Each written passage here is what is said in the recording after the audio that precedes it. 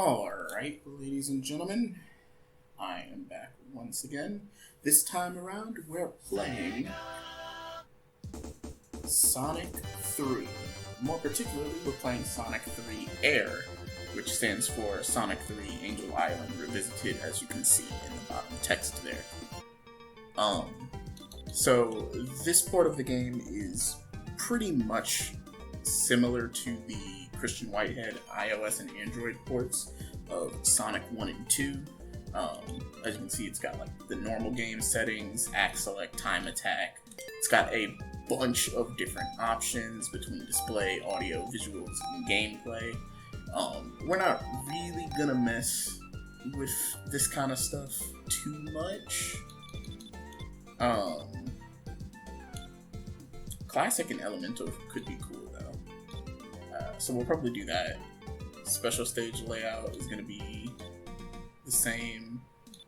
We'll leave all that normal. The only thing I do want to change is, let's see, where is it?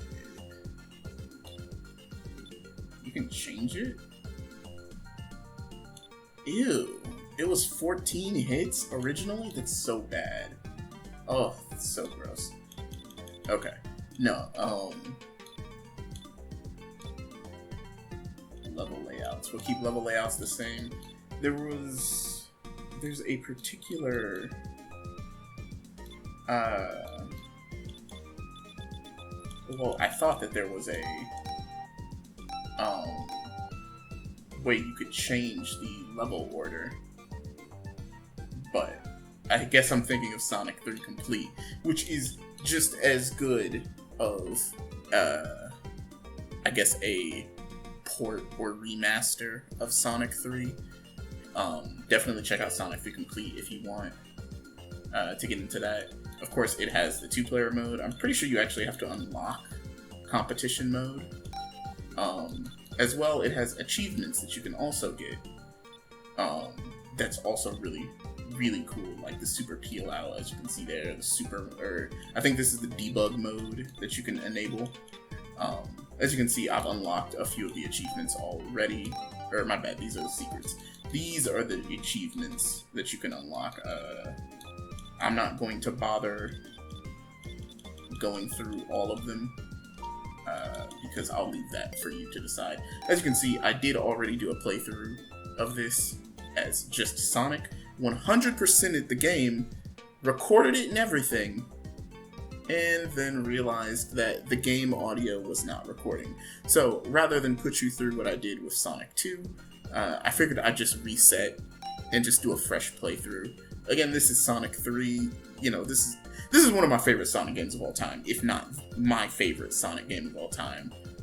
So I feel like I really have to do it justice, and I wasn't gonna give you guys a half-assed playthrough of the game where you can't hear the game audio. So for real this time, we're gonna play as just Sonic and Tails, and just enjoy the game as it was meant to be enjoyed. I am still gonna get all the Chaos Emeralds, God help me, because I've played this game a lot, but I don't know where all the giant rings are, and the Chaos Emeralds can be kind of a bitch to get sometimes. But shouldn't be too bad. Should be a pretty standard playthrough. I'm not gonna... Oh my gosh. I'm gonna try not to dick around in the stages too much. And just kind of get through this. This isn't gonna really be a speed run necessarily, but I'm not gonna be hanging about too often unless I'm like looking for giant rings. And if that's the case, then, you know, bear with me, because sometimes I fuck up these special stages. They are, as fun as I think Sonic 3's special stages are, they can be pretty fucking difficult. So, you know, if I miss a blue sphere here, or accidentally jump into a red sphere, you know how it goes, man. It's Sonic 3. Out of all the special stages, I talked about this in my original recording, so some of the stuff I'm gonna kind of go over twice. Out of all of the special stages in the classic Sonic lineup, really in all of like Sonic's history, I think Sonic 3's special stages are by far the best. In terms of like consistency, they are a good mix of both memorization and skill. So like, even if you come across a special stage that you've never played before, chances are you would probably still be able to beat it just with good reflexes and skill. However, you'll have a much easier time beating the special stages with good routing and memorization of the stages layout. So that is always a good idea if you can definitely do that. I missed that. I didn't take the bottom route last time, so this is fine. For those of you who don't know, you can push this rock, get another invincibility down here, as well as some extra rings. Those are always good. I always love that tree section where Sonic runs up the tree like that. It's really cool. I would love to. There's really no point in hitting that robot. You can't kill it. I'd really love to do a like independent video just talking about Sonic 3 and traits and aspects of this game that I just fucking adore, and why I think it's the GOAT of Sonic games. And honestly, I think Sonic 3 goes further than just being the best Sonic game ever made. I think it's also one of the greatest video games ever made, and should definitely be up there in a conversation for greatest video games ever made. I get that Sonic is kind of like a punching bag for, I went the wrong way, a punching bag in terms of video game jokes, you know, Sonic Boom, Sonic 06, you know, Sonic Blast. Like, Sonic has had his fair share of stinkers in terms of video games. And I won't disagree with that. I think that there are some really fucking terrible Sonic games. Even the 2D, some of the 2D games are, like, not good / really fucking bad. But I think the idea, or trying to say that Sonic was just, like, the idea of discrediting all of his previous accomplishments and ignoring those just because he's had, you know, a couple of really bad games, I think is doing a massive disservice to this video game icon and legend, really. And if you were to do that, I think you're really being unfair to this character's legacy.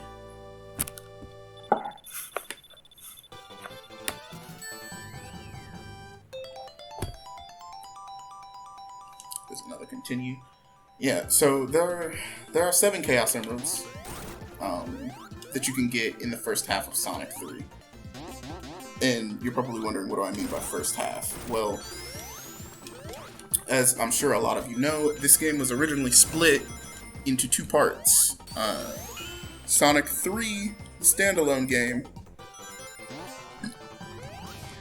pardon me, and Sonic and Knuckles, which came out, I think, a year later. Hold on one second. This is where having Tails can potentially throw you off, because he can mess up that hit rhythm. And he's probably going to do it to me in another boss fight later down the line, I'm sure. But yeah, this game was originally split into 2 cartridges, Sonic 3 and Sonic and Knuckles. I actually own the Sonic and Knuckles cartridge, like the physical cartridge, but I do not own Sonic 3's physical cartridge, which I really do need to find at some point. Tails really saved my ass there. I wasn't going to get into this special stage otherwise. Really got to get my hands on a Sonic 3 cartridge for the original Genesis, just so that I can have those 2 games in their original form. I think that would also be really cool. But So originally, if you played this game on just Sonic 3, you had 7 Chaos Emeralds to collect, as well as if you played the Sonic and Knuckles cart by itself, there was also 7 Chaos Emeralds to collect in that version of the game as well.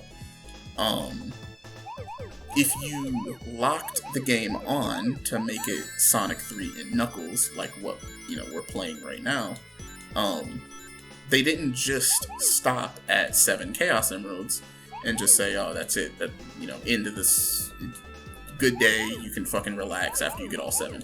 No, they took it a step further and made it so that if you collect all 7 Chaos Emeralds in the Sonic 2, or in the Sonic 3 half of the game, you unlock Super Sonic. And then when you reach the Sonic and Knuckles half of the game, you can collect an additional 7 Chaos Emeralds, totaling in at 14. And of course the Sonic and Knuckles half has the super emeralds or super giant rings that flash a bunch of fucking colors. It's really cool. So basically you have 2 super transformations in this game with just Super Sonic at 7 Chaos Emeralds, and then if you want to go a step beyond, you can get Hypersonic or Hyper Knuckles at 14 Chaos Emeralds. And I think that that's really cool. This is the only Sonic game that I know of that ever had 14 Chaos Emeralds. Or 2 super transformations in one game that you could unlock and use at any point. It's just kind of weird. This is why I say that this game is debatably the best Sonic game ever made. Can I use... Oh, I don't even have to use Tails here.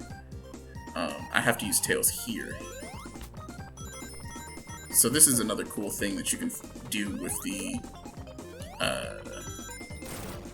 oh, shoot. Thanks to the Sonic 3 Air version of the game, Tails is now usable even with one controller, because if you were ever playing this on the original Genesis cart, you would need to plug in the second controller to get Tails to fly and to grab onto Tails and get to the higher points in the stages. Sonic 3 Air fixes that and lets you just use Tails. Even if you only have one controller, you just hold up on the D-pad and push the jump button twice. And there you go, Tails will start flying. It's a cool addition, and one that you would have thought the developers probably would have thought of, but I can understand that it might have broken the flow of the game in their eyes when they were originally making the game, that giving access to flight from the first player's control, it incentivizes you to have a friend. Sorry, that part requires some serious fucking focus. This special stage is by far the hardest in the first set. If you don't know what you're doing. This is where proper routing really fucking comes into play. Because if you don't if you don't time going through that section right, those jumps are really, really fucking tight. And it can cost you the Chaos Emerald. So, a part of this is, of course, skill, I guess, knowing when to jump and all that. And another part of it is seriously just memorizing the stage and knowing when and where to do certain things. But that's fine. Because I have 100 or so hours in this game across my mini playthroughs. So, oh, that's right. I turned the default shield on. That's gonna be interesting. I love little shit like that for these add-ons or these ports. When they add in little options like that from old Sonic games. One of my favorite options to add would be the ability to use the Sonic 2 sprites, or the Sonic 1 sprites.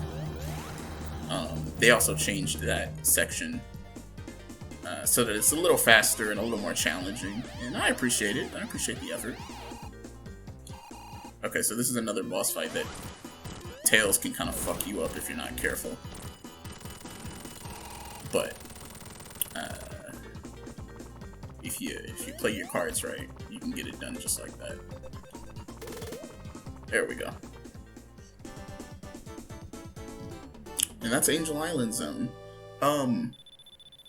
Honestly, one of my favorite starting zones in any Sonic game. It's different from Sonic 1 and 2's, where Sonic 2's just kind of feels like a continuation of Sonic 1. Like, Emerald Hill really does feel just like another version of Green Hill, but Angel Island Zone does not, god damn it, oh well, does not feel like a Green Hill Zone ripoff. It feels very much like its own thing, and I really appreciate that.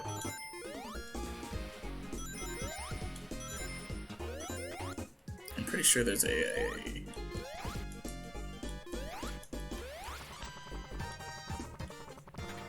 yeah. And really, to me, that goes for a lot of the zones in Sonic 3.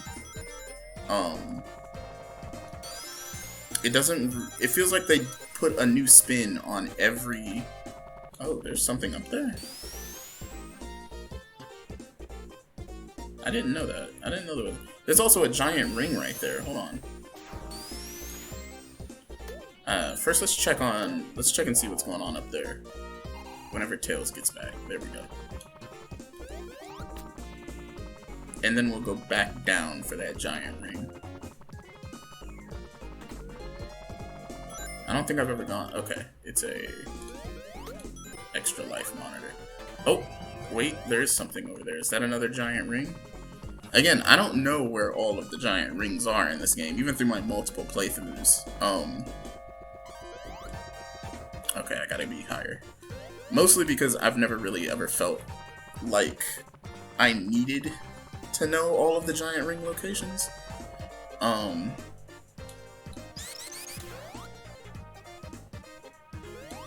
No, that doesn't lead to a giant ring. I wonder... Okay, well, what is over here? Okay. I don't ever remember going... Wait, this is just the upper path. Yeah, this is just the upper path. So then I'm pretty sure I missed out on that giant ring. I should have just went and got the giant ring first. Wait, I might be able to go back and get it.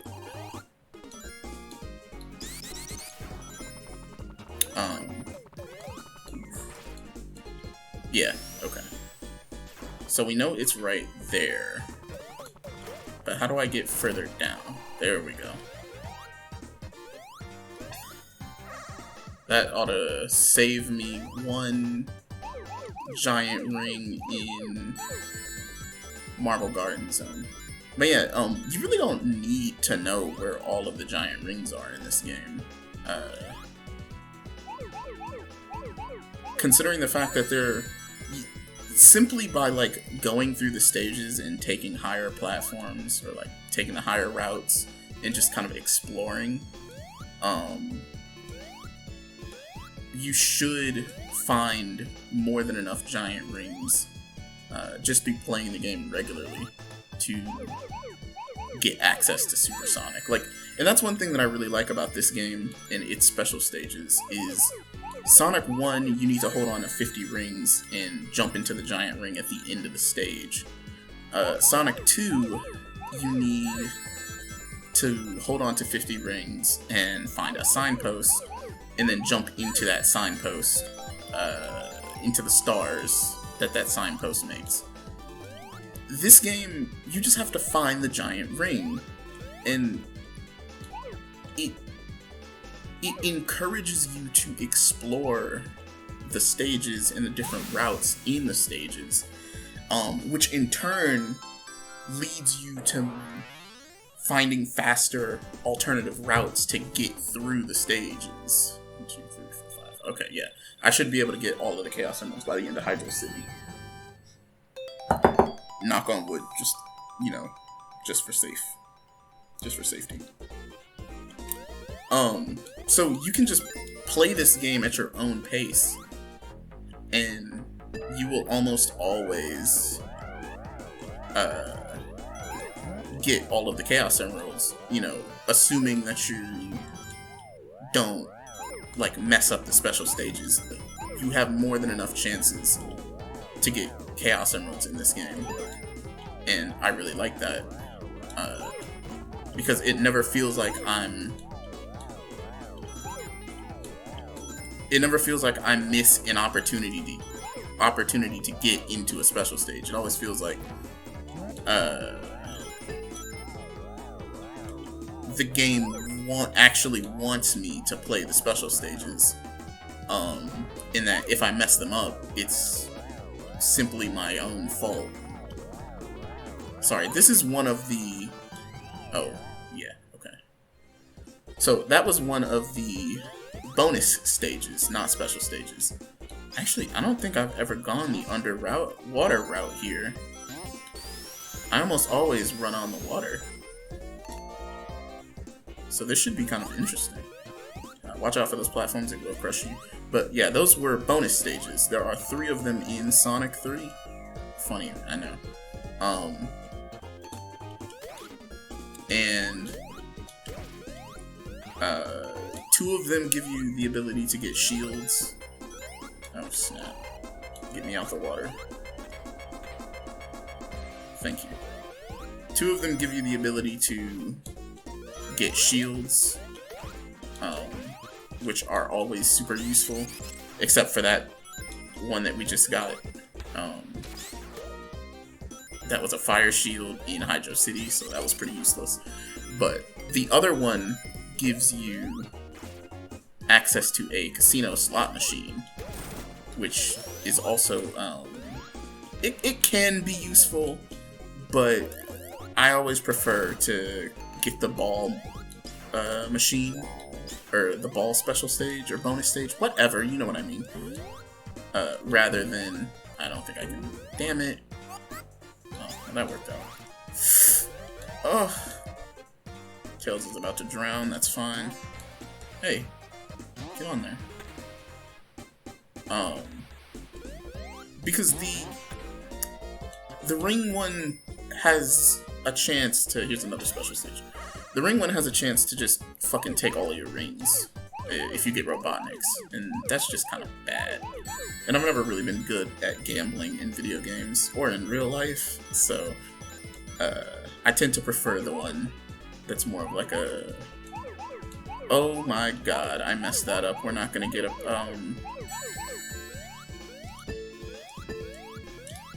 Oh, I'm so fucking bad. I don't know how I messed that up and didn't walk, or didn't turn when I was supposed to, but never mind. That other super ring that we got is now proven to be pointless, I guess. Or no, I wouldn't say it's pointless. It just means that I'm gonna get these at the same rate that I normally get them. Okay. So, Sonic has the Insta Shield in this game, which... It's that little flash that comes out of Sonic when you jump twice, or push the jump button twice. When I was a kid, I thought it was fucking useless. I thought all it did was just increase your hitbox. And so I kind of thought that was, I mean, it could be good, but most of the time you can hit pretty much anything you want to hit with Sonic's regular spin attack. But then I found out that the Insta Shield actually, not only can it extend Sonic's hitbox, but it reflects projectiles, most projectiles, sorry, not all projectiles. And it also grants Sonic some invincibility frames if he uses it. So you can actually avoid a lot of really dangerous attacks simply by timing the Insta Shield right, which is really cool. And is a good reason why you'll see me spam it sometimes if I'm panicking during a boss fight or something, just because it is just really good at getting you out of sticky situations, and is one of the reasons why I think that Tails is not actually the easiest mode in this game. Oh, okay. Welcome back, buddy. I actually think this combo right here is the easy mode of the game. Playing as Sonic with Tails as his companion, so the default setting of the game. And the reason I think that is, not only do you have access to Tails' ridiculous flight, which lasts a decent amount of time. Tails can fly for a decent amount of time.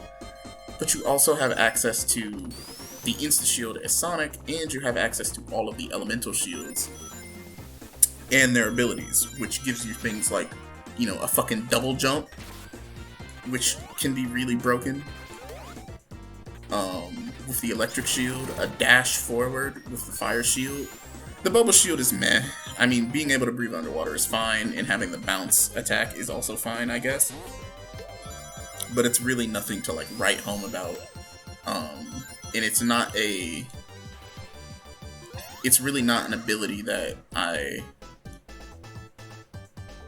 miss or desire to have or go out of my way to want to get while I'm playing. Most of the time, if I'm shooting for an elemental shield, it's the electric shield, which can also gather rings for you, or it's the fire shield, because those two shields grant you abilities that are actually fucking useful in platforming. I think that the bubble shield's bounce can get you a little bit higher up in the stage. Like it can grant you a little bit of extra height, but again, it's really not anything to write home about. The electric shield would give you just as much height, if not more. So you're honestly still better off getting the electric shield. Of course, unless you're in water, then of course you want the bubble shield instead. But you know, I'm assuming that you're not in water most of the time, and that you're in a regular stage most of the time. I think we're just missing the 4. Yeah. And now we need to get the other 4 that are over here. Or other 2, sorry. There we go. Yeah, it's a damn shame. We would have been done. Wait, 1, 2, 3, 4, 5, 6. Oh no, I think I'm still done. Right? Yeah. Because there's another super emerald. Not super emerald. There's another giant ring at the top here. So we're just gonna wait for Tails to come back, and then he's gonna fly us up. Drop down.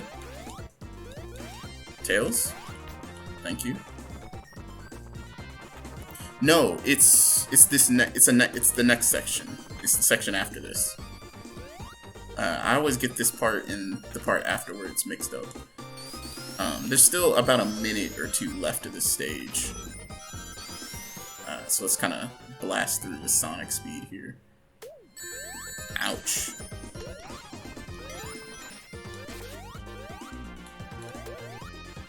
But yeah, that's why I think this combination is the easy mode of the game. I wouldn't really say Tails is the hard mode. See, okay, so the thing about playing as Tails alone is Tails does not have access to, Tails has very limited utility when it comes to boss fights. I should not have done that. I'm already fucking up. Let's hope that doesn't come back and bite me in the ass. But Tails has very limited utility when it comes to fighting bosses. By that, I mean, you know, Sonic has the Insta Shield, he has access to all of the shield abilities, which, you know, let you fucking do a whole host of different things. Again, the double jump, fire dash, that can be really fucking useful in a boss fight. Knuckles has his glide, and you might think that Knuckles' glide is less useful than Tails' but you actually get extra momentum when you use Knuckles' glide. Okay. To hit a boss or a badnik. So if you use Knuckles' glide to hit a boss, you can actually launch yourself further back, which will allow you to avoid... basically, with Knuckles, you can hit a boss. I can't fucking believe that. I timed that jump wrong. I'm so mad. Okay. Well, this just means that I'm gonna get all the Chaos Emeralds in Marble Garden Zone instead of fucking Hydro City. 2 losses. I can't believe that shit.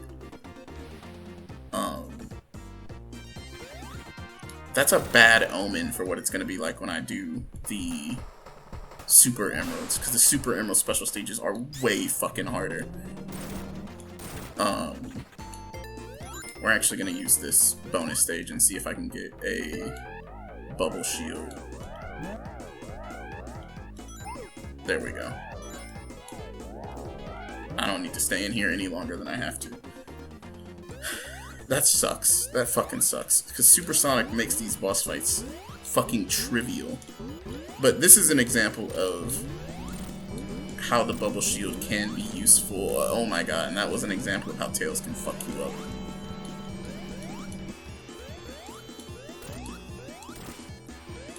This is actually one of my favorite boss fights.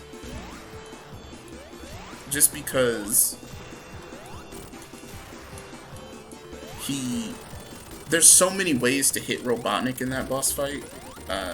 Whether or not you have a shield, whether or not you use the geyser bombs that he drops, or if you just wait until he comes down with the propeller, or if you jump on the stream that the propeller leaves behind. You can control the pace of that boss fight so much, and I really enjoy that. Okay, regular shield this time. Interesting.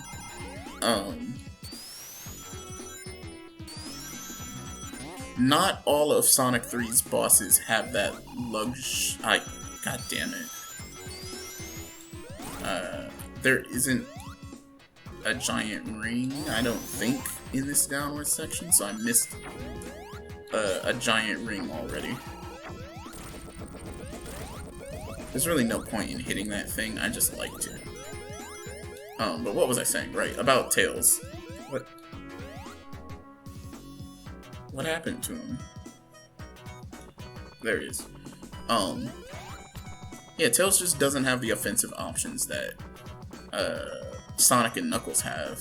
Again, Knuckles to a lesser extent than Sonic, but still significant. And I think because of that, I don't know if I would necessarily say that Tails is the easy mode of the game. I think I'd place Tails' playthrough as harder than default Sonic's, but not harder than Knuckles' playthrough. Knuckles' playthrough is still really hard, just because his pathways are more difficult, and his boss fights tend to be harder, and have harder patterns than Sonic and Tails' boss fights. Also, Knuckles has a gimped jump, so if you're not used to that, that can really throw you off. As we saw with my playthrough of Sonic 2.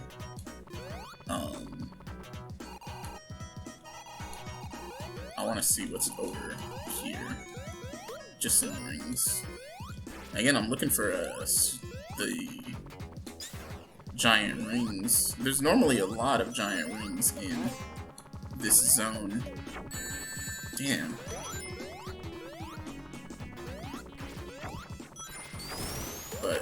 appears I'm not getting very lucky with finding them.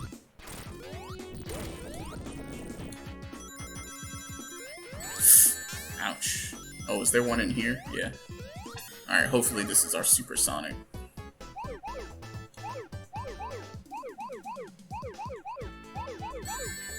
Alright, you'll have to forgive me. I'm gonna kind of shut up for a second and just focus.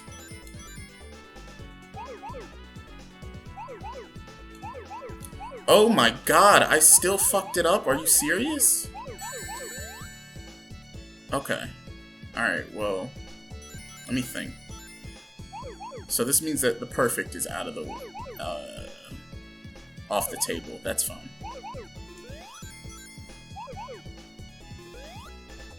Okay, so we never have to go that route again.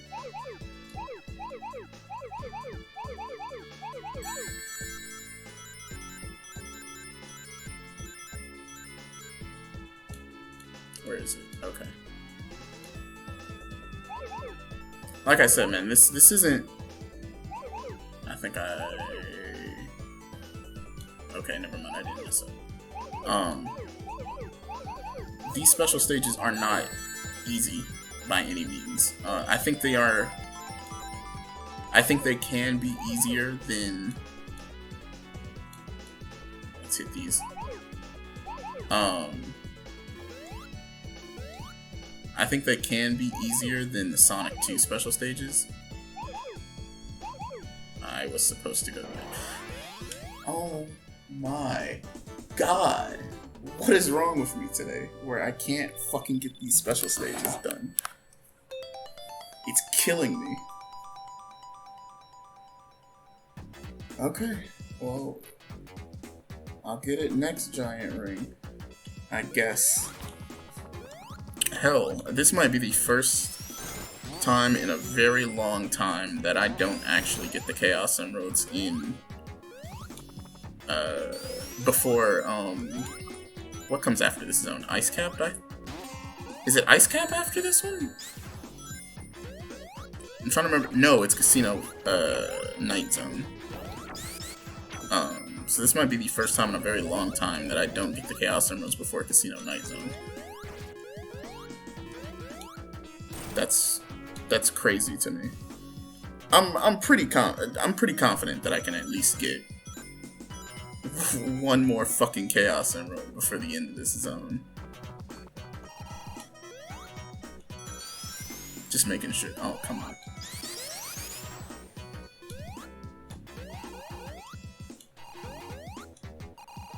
No. Just, you know, I'm just making sure, just checking. See if there are any other Chaos Emeralds lying around. Because God knows I can use it. Let me check the top of those spikes. No.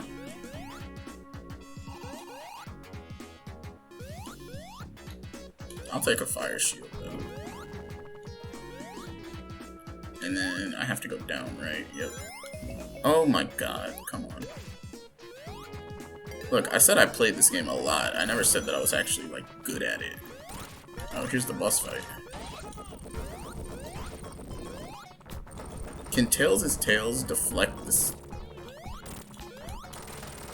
Tails almost got me hit there. I guess my own ineptitude almost got me hit. But yeah, I never said I was good at this game. I just played it a lot.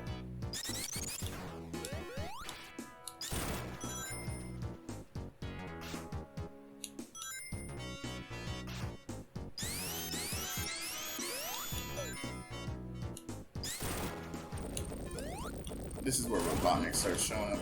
This is another zone that I really, really enjoy, just because of the background elements that are happening. Sonic 3 has some really great storytelling that I don't think you find in... You alright there, Tails? Wanna jump on? That I don't think you really find in Sonic 2 and Sonic 1. And it's one of the reasons why I enjoy this game as much as I do. I enjoy this game a lot for its gameplay, level design, and art style, of course, but I also really enjoy this game's story. Okay, here we go. Let me focus.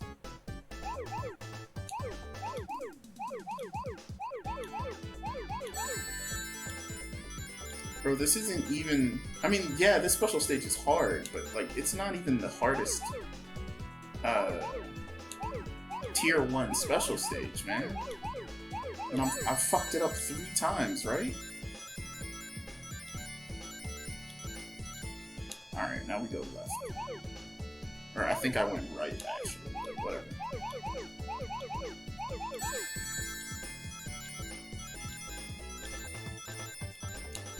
So this is one of the special stages that I never really figured out what the appropriate route... Oh, shit.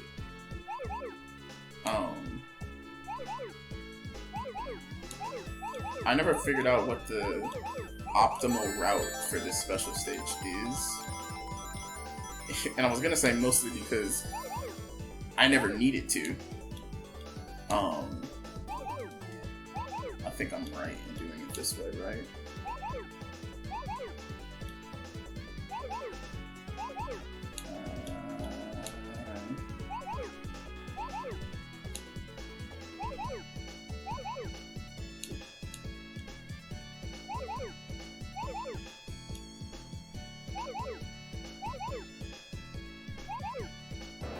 Oh my god, again! It happens every time!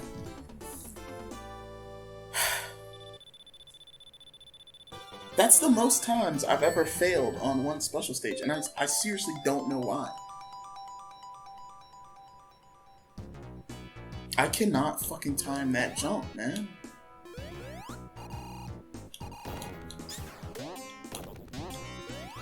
I only think I know of one other fucking giant ring in this stage, and... No, okay, there's 2 more. I know there's 2 more giant rings in this stage. I don't know if I'm actually gonna, like, find them, though.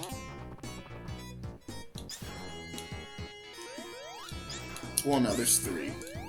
I'm wrong. There's 3 giant rings. That I know of. But, again, that doesn't mean that I'm gonna find them. I don't know what the fuck is going on.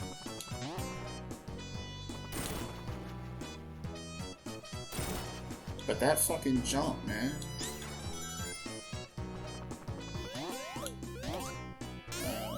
I don't think this is... Yeah, that wasn't one. There's one that's, like, on a wall. Like, up against a wall right there. Actually, I think there's a secret passageway up here.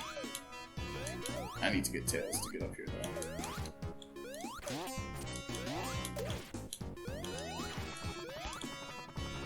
I could be wrong. Yeah, I'm wrong. There's nothing up there. First death. Oh my god, really? I didn't hit a checkpoint yet?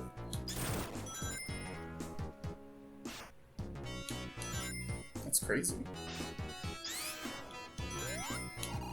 Did we go up last time?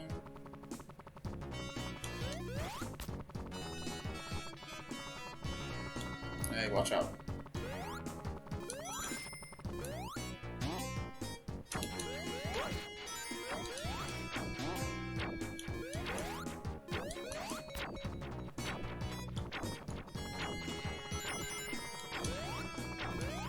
Let's see what we got up here. Apparently there's something directly up? No?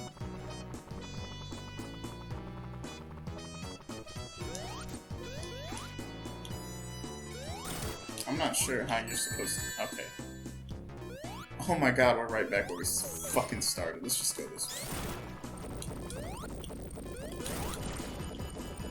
I actually think Robotnik sits there if you don't hit him.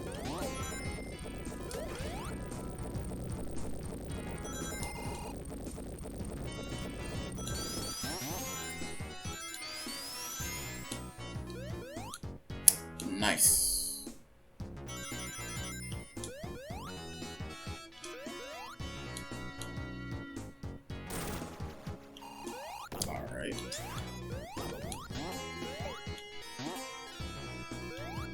Jump. Jump. Kill that thing. I like this, this stage's color scheme is also really cool. Like, I really like the art style for Marble Garden Zone. I think that this is them doing another attempt at Marble Zone from Sonic 1. The only thing is that this zone doesn't have lava, and I actually think it would have benefited from having lava. I think it would have been more aesthetically, like, kind of cool. And really would have been a way to, like, stick it to Marble Zone, because I think Marble Zone is a bad zone. Yes, I know, it looks cool, I know. But it is not a good Sonic level. It's a fine platforming level, but it's not a good Sonic level. There's a lot of waiting in that zone, and that's not really what a Sonic level should be. What's this way? You scum. No, nothing up there. Really hunting for that last giant ring, man. I'm so disappointed in myself that I've lost that special stage 4 times now. Like, this is ridiculous, man. Well, we should be Supersonic right now. We should be halfway through the fucking game. Ah, great. Okay. Where's Tails?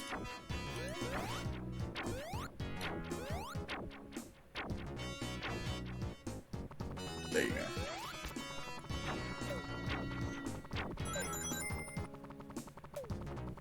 Ooh, that was close. I actually have no idea what route I'm on at this point. I have not taken this route before in Marble Zone, so I have no fucking clue where I am. Okay, I know where I am now. I'm pretty sure I only have like one more. Oh, hit that checkpoint before I die again. And have to start the whole fucking zone all over again. Now let me check. Does Robotnik just stand there? No. But that is... He does spend a decent amount of time just chilling there. Hey Sonic, what's going on? Nothing much. Looking for chaos on this. Oh, me too.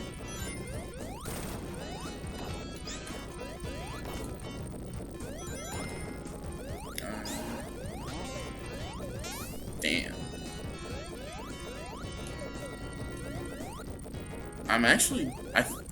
I think you can actually get crushed in this section if you don't run fast enough.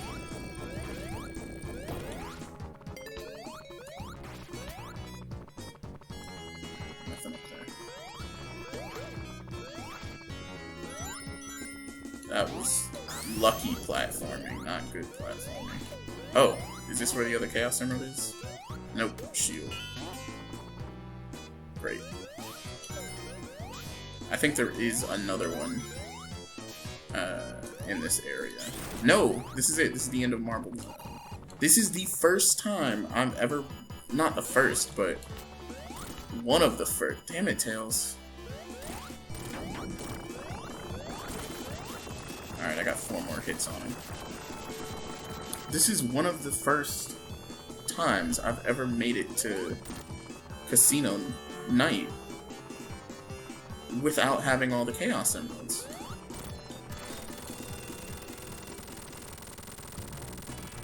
That actually kind of upsets me, man.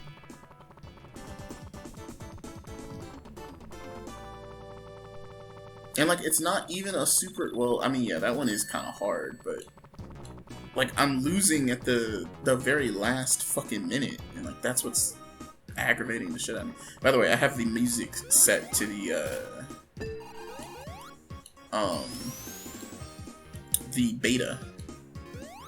beta soundtrack, which is really cool. Oh, I don't think you can use the barrel this way here. That's interesting. Okay.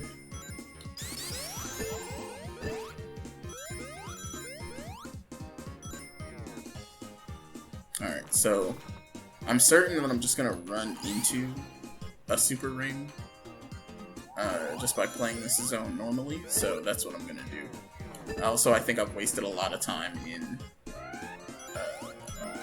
Marble Garden Zone, so I want to kind of make up for some lost time.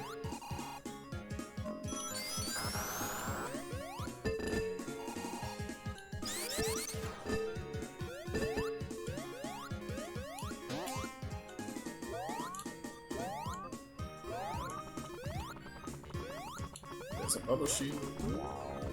Personally, I don't mind the beta soundtracks. Casino Nights. I think it sounds fine. Of course, your preference is your preference. Okay, hold on. Let me shut up again.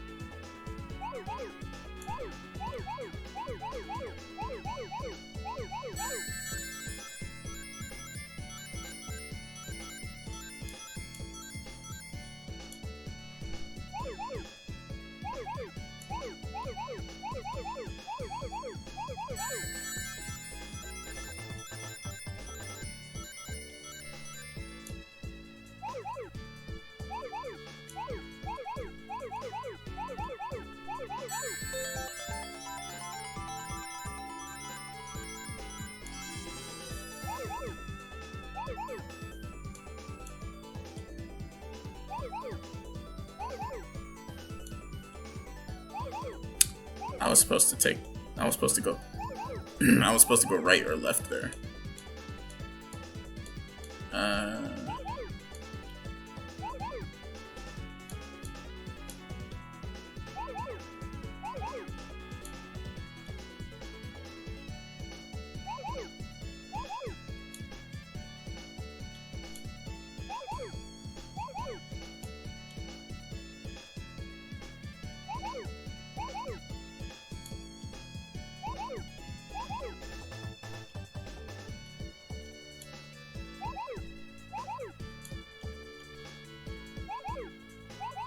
Two more.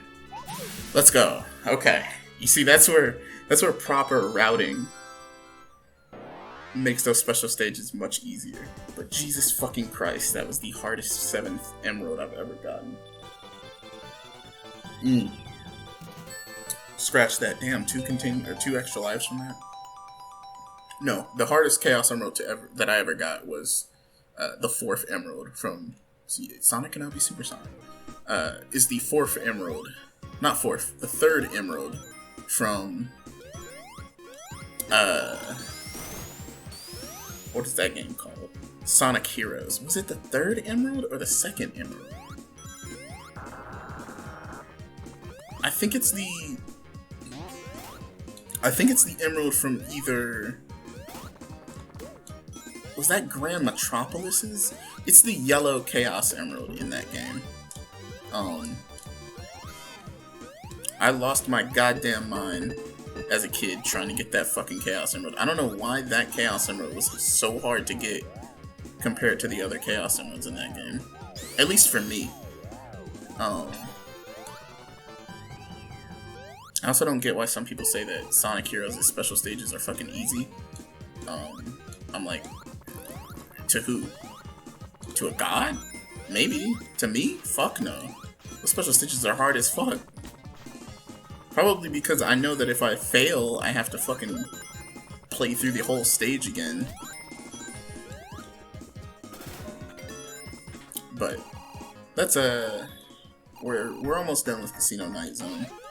This boss fight is one of the, I think, 3 boss fights in this game that I consider to be waiting fights. Which I'm not the biggest fan of. Come on, guy. Hit the fucking machine.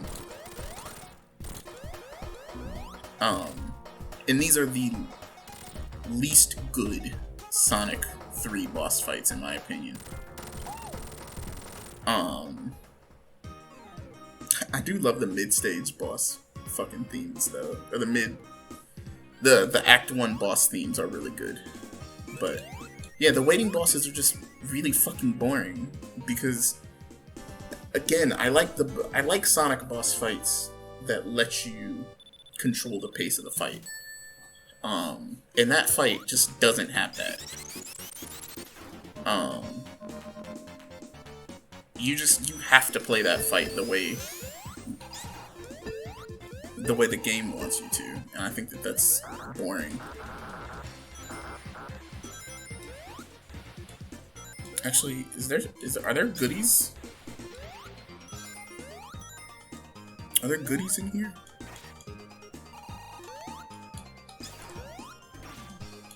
Even if there aren't, I can't get to them. Oh my, wow. Tails, you're gonna die, bro. Is there another? Oh, you can keep going this way. Okay. So, what's over here?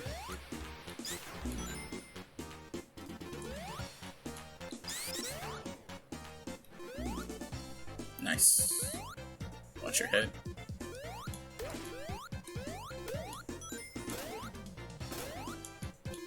More rings.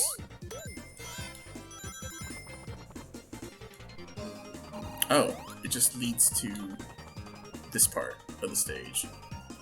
God, that's fucking trippy. Can you go back the other way? Okay, it looks like you can. I just have to build up enough speed.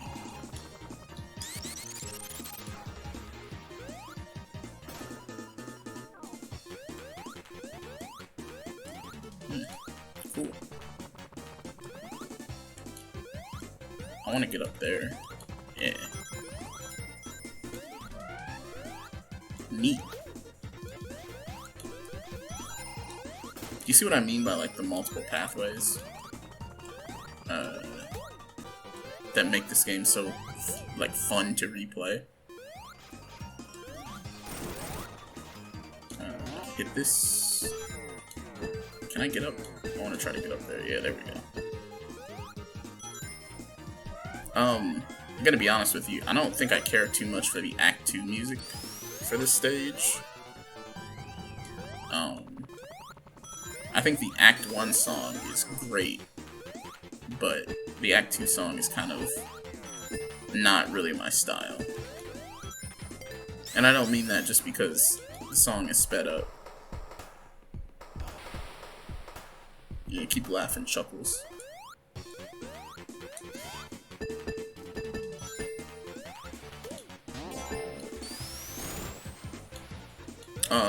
I talked about this in my previous, or in the other playthrough, but I really love Supersonic's design, especially like in this game. I think it's better in Sonic 2, believe it or not. Oof, that's gonna hurt. I'm not sure why there's an invisible wall here. Why can't we just attack Knuckles?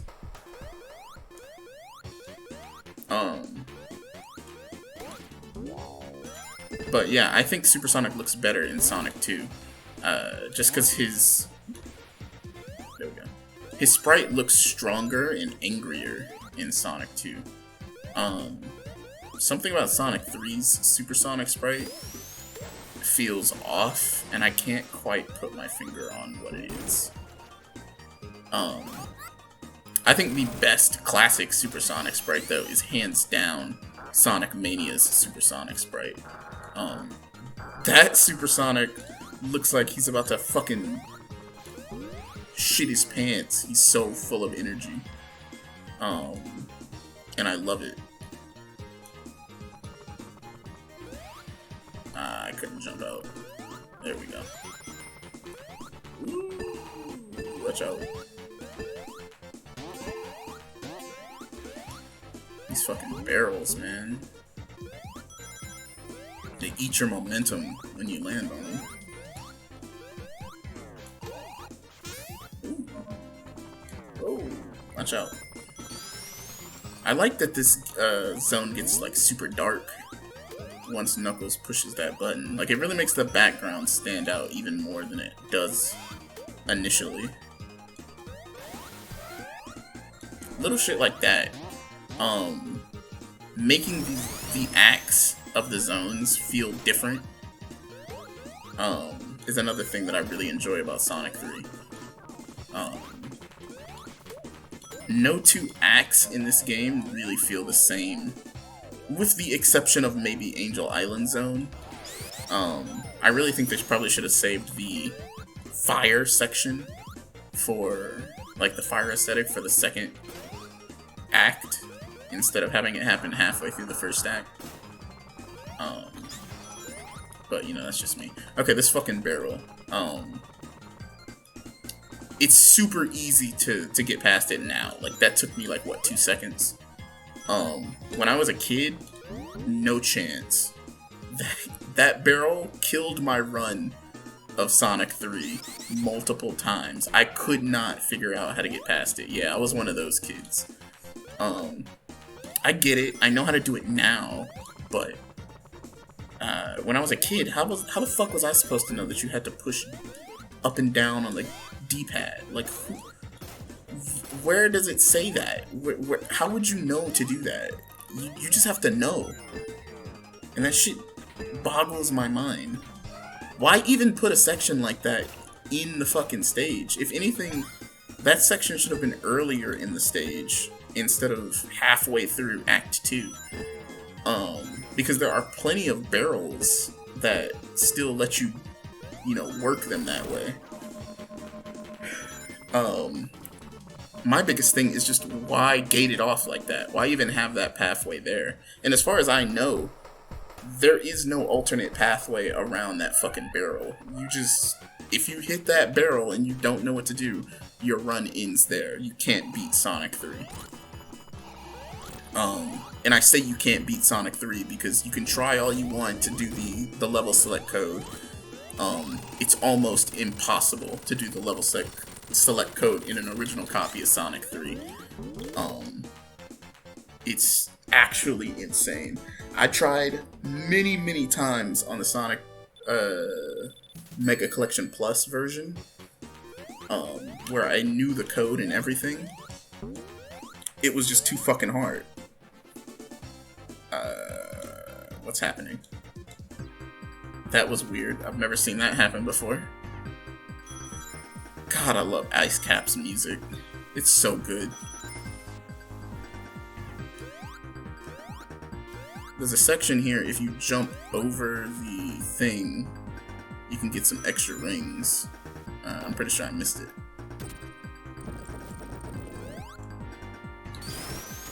This is... I was so close to Supersonic, damn it. This is seriously one of my favorite zones in the game. Honestly, just from its music.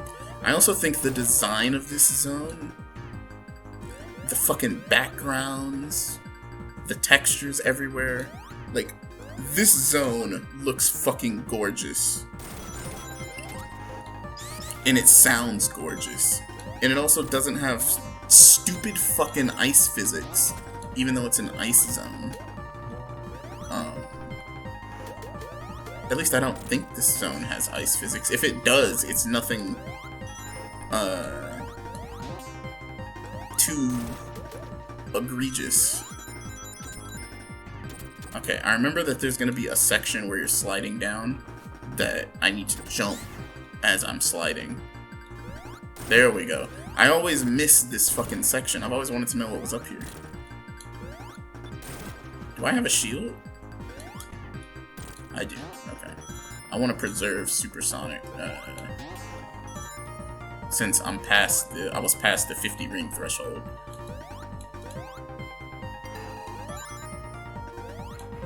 Like, this is the most you're gonna get out of ice physics in this zone, and I love that.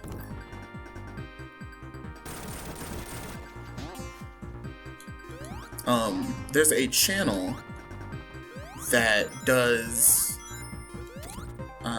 in-depth analysis of music theory for Sonic 3 in its different stages.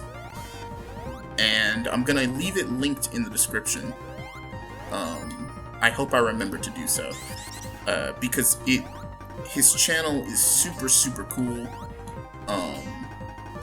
And is full of just really cool, nerdy fucking music theory stuff about the level of thought that went into designing this game's soundtrack.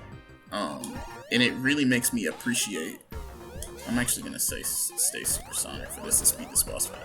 It really makes me appreciate a lot of the tracks in this game, and even the stages in general in this game, just because of how much the music adds to each individual stage.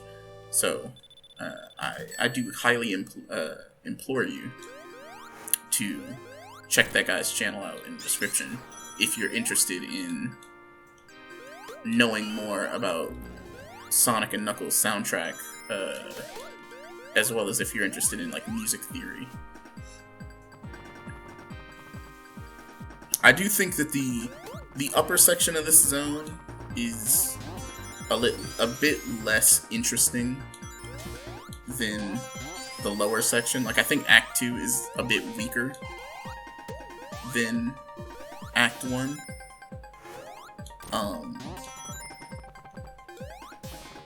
From an aesthetic standpoint. But its song is just as good. That fucking bass breakdown, man.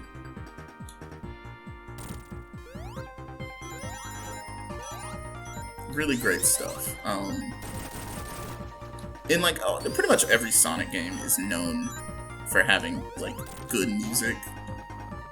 That's at least one of the things you can take comfort in when playing a Sonic game, is it's probably gonna have good music, if anything.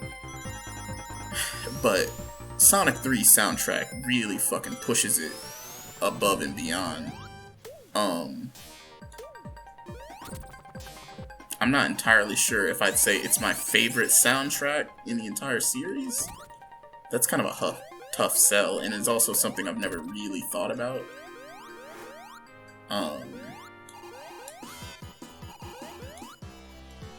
But I think it's a contender. I definitely think it's a contender for my top 10, or for maybe like top 3 soundtracks in the entire series. Funny enough, I don't know if I would say Sonic CD ranks that high for me in terms of its soundtrack, both Japanese and English.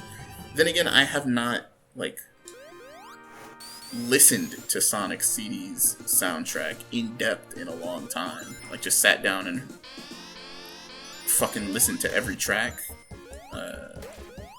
Whereas I have done that for Sonic 1, 2, and 3. So that probably contributes to me not considering it one of the top soundtracks. I'm a big fan of the 3D game soundtracks. Like, I like, of course, I love Sonic Adventure 2's soundtrack. I think Sonic Adventure has some good music in it, too. Oh, sorry, I did change, Launch Base's music, too, to the beta, or not the fucking beta, the prototype's music. I think I prefer, I don't know, honestly. I think either one is good, in my opinion, between the prototype's launch base or original launch base.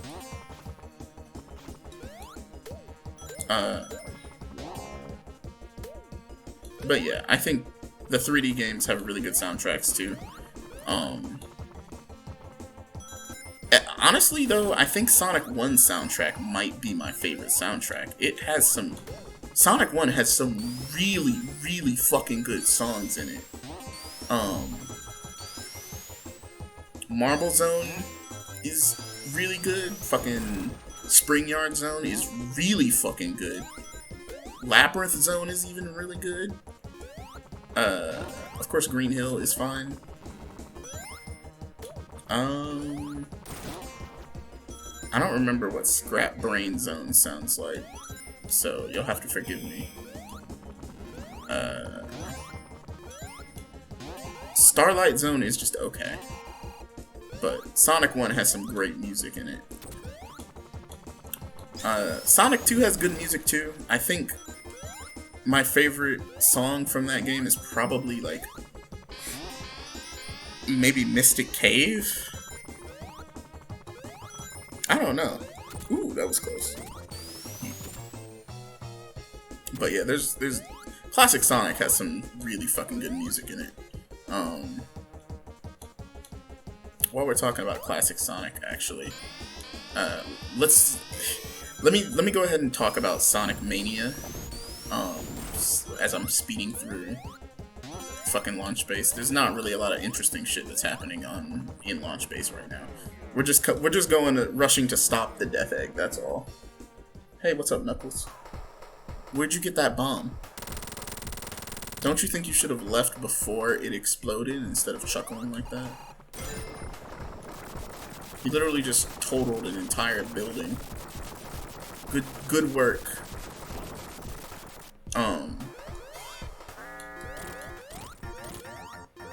But what was I saying? Right, so let's go ahead and get the Sonic 3 and Sonic Mania discussion out of the way now.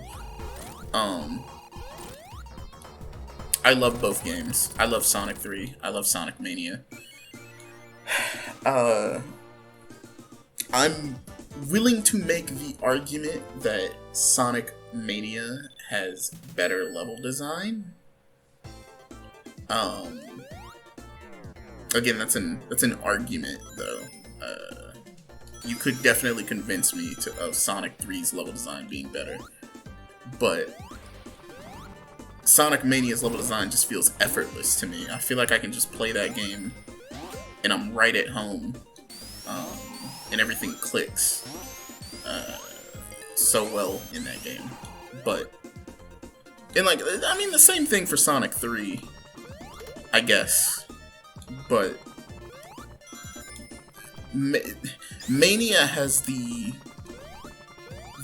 luxury of being kind of a collage of all of like Sonic's greatest hits, like all of classic Sonic's greatest hits, whereas Sonic 3 doesn't really have that luxury. And each stage can be like refined in Sonic Mania to make sure it's the optimal amount of fun, whereas Sonic 3 didn't really have that luxury, right? Not to say that the stages aren't fun in Sonic 3, but you know what I mean. Why am I going backwards? I'll just jump over it. Yeah. But even though I think Sonic Mania can debatably have better level design at times, I would still say that Sonic 3 is the better game. Mostly because... Okay, for mostly two reasons. One, Sonic 3 is wholly original. There are no recycled stages in Sonic 3. It's all just original content. Sonic Mania doesn't have that luxury. And to its credit, I just said that one of the main reasons that game plays as well as it does is because it's allowed to use stages from older Sonic games and refine them to the point of like perfection, basically. So like you can look at that as either a plus or a minus depending on who you are. I think from a gameplay perspective it's a minus, or from a gameplay perspective it's a minus, but from a product perspective, my bad, I'm so sorry. From a gameplay perspective, it's a plus. From a product perspective, it's a minus. Because I would have loved to see Christian Whitehead and his team develop an entire game of brand new levels that we've never seen before. That would have been ideal for me, but we didn't get that, so it is what it is. Meanwhile, like I said, Sonic 3 is that. It has all original levels. So that's definitely one thing that you can't argue against Sonic 3 having all original levels. It's just a plus no matter how you look at it. But in terms of story, Sonic Mania's story just doesn't compare to Sonic 3's. Mania's story leaves me wondering what the fuck is going on most of the time.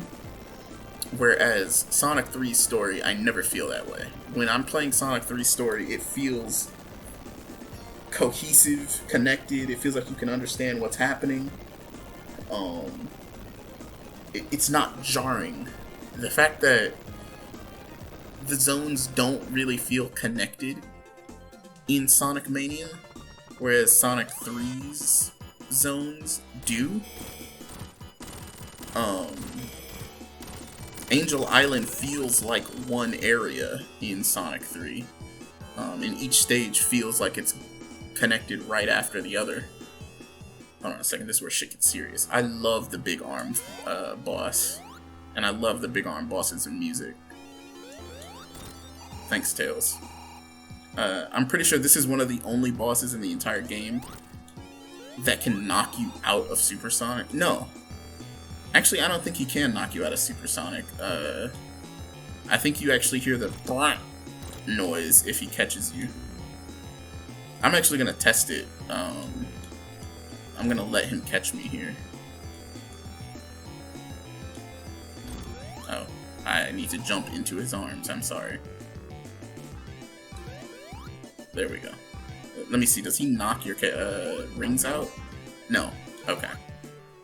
I could have sworn in a different version of this game, if you got caught by the Big Arm boss, he knocks your rings out, even if you're supersonic. But yeah, that was originally the end boss for Sonic 3, but here, it's in Sonic 3K, it's actually just the, I guess, halfway boss, the mid-game boss. And it's a good boss. It's a solid final boss fight, especially if you didn't get the Chaos Emeralds. That boss is actually, like, kind of difficult. And thus we've stopped the Death Egg from taking off, so it comes crash landing.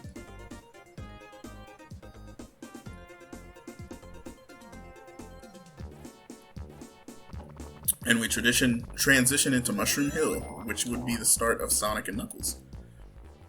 Now, this is not actually how Sonic and Knuckles would have started if you were just playing the regular cart and you picked Sonic's story. Sonic actually has a completely different stage start if you play Sonic and Knuckles. So this is the Super Emerald. I'm instantly regretting going through here. So this is going to take all 7 of the Chaos Emeralds that you've gathered in the first half and transport them here to the Super Emerald, or to the Master Emerald altar. Because of this, you can no longer go Supersonic. In order to get Supersonic back, you have to beat all of these stages. I'm gonna start with the hardest one first. Do not bother to try to get those rings.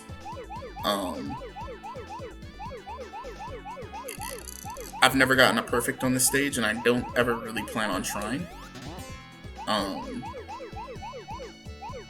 I've tried to do it before when I was a little kid, and I was going for all the perfects, and it's a fucking nightmare. Don't even bother.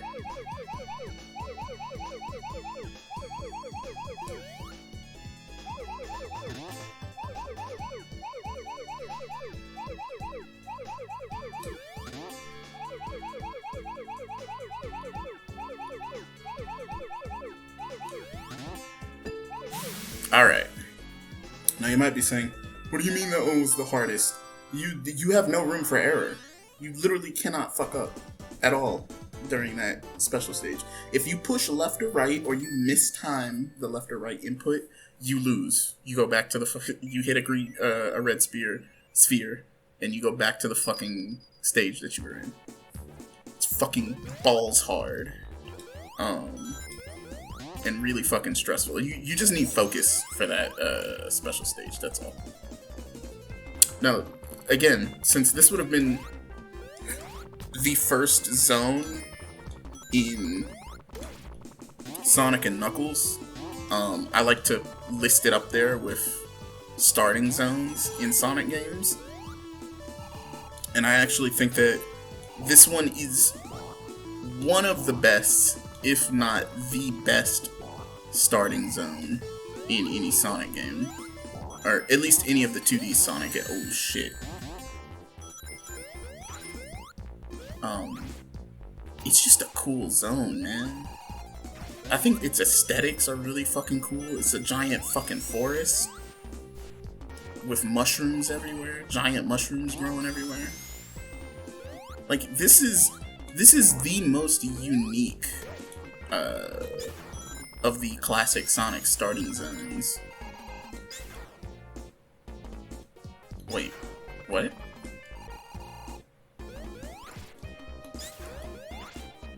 Oh no.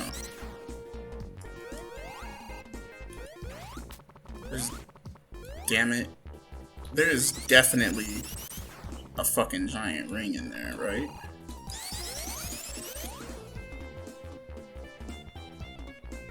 Oh my giddy aunt. Yeah, there's a super ring in there.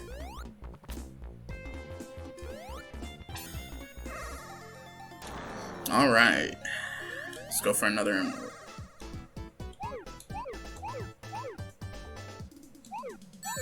So I mentioned before that this is like, consider these like tier 2 special stages, right? Oh my god, I can't fuck up like that. I was just about to say that, you know, they're... in general, these are harder than tier 1, than the tier 1 special stages. But, I mean, some of them are a little easier than others, some of them are harder. Like, some of them are easier than the tier 1 special stages, some of them are much harder. Some of them are about average. But some of them are fucking sadistic. So, that's what I like to watch out for.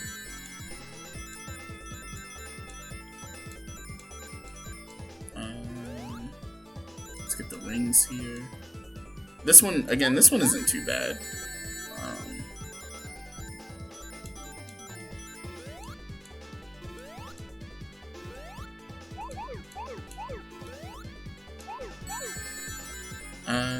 I think I fucked up. I think I can't get the perfect here.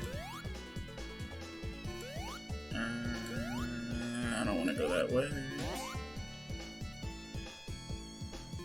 Don't want to go that way.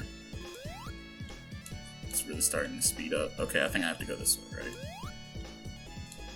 No, this way.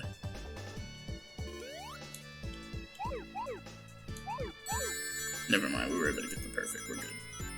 It doesn't really matter. All perfects do is, I believe perfects give you a continue. And I have like 20-something lives at this point, last time I checked. So, I don't really ever plan on using a continue.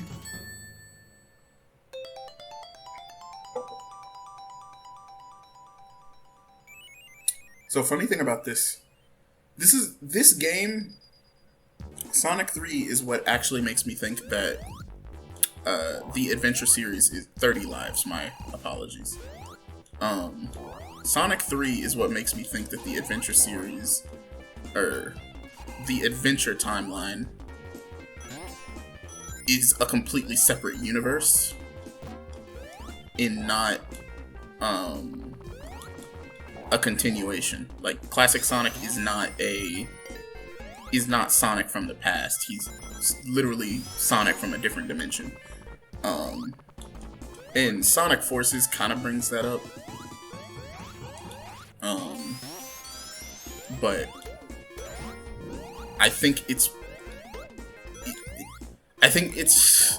better for the timeline if the classic timeline is its own timeline, like its own separate universe or own separate timeline, and the modern timeline is its own timeline.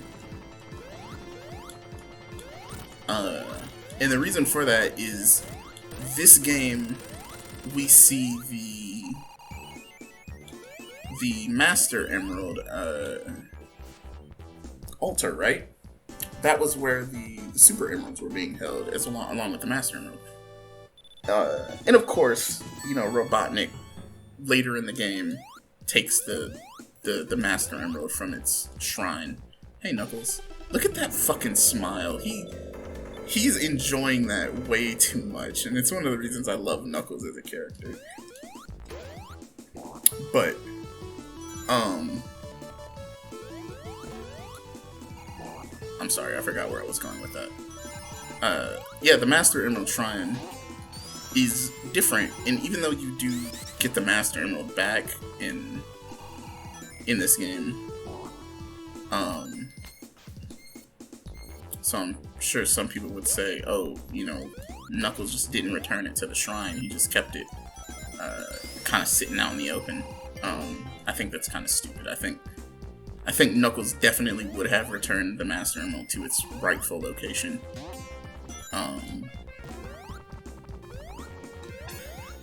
With the Super Emeralds right here, he would have just put it back where it was.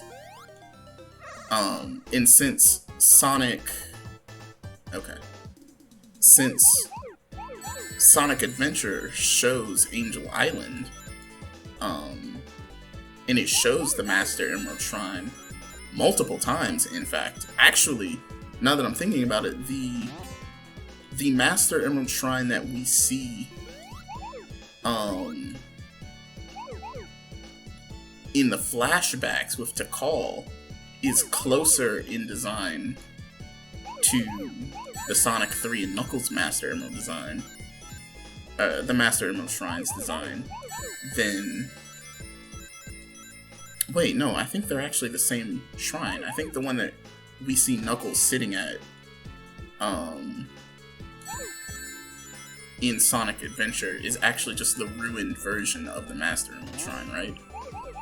Like, it's just a shrine post going to hell and, like, being destroyed. But anyway, it looks different, right? Like, it's not in the same spot. And, like, debatably, you know, the Chaos Emeralds aren't as big. Although, I think it's interesting to make the argument that... Like, I think the Sonic timeline is a super interesting thing to discuss. Because it is not concrete in the slightest. It is very, like... Oh, you scum. It's not... Shut the fuck up. It's not definitive in the slightest. Oh. That was kind of weird. Whoops.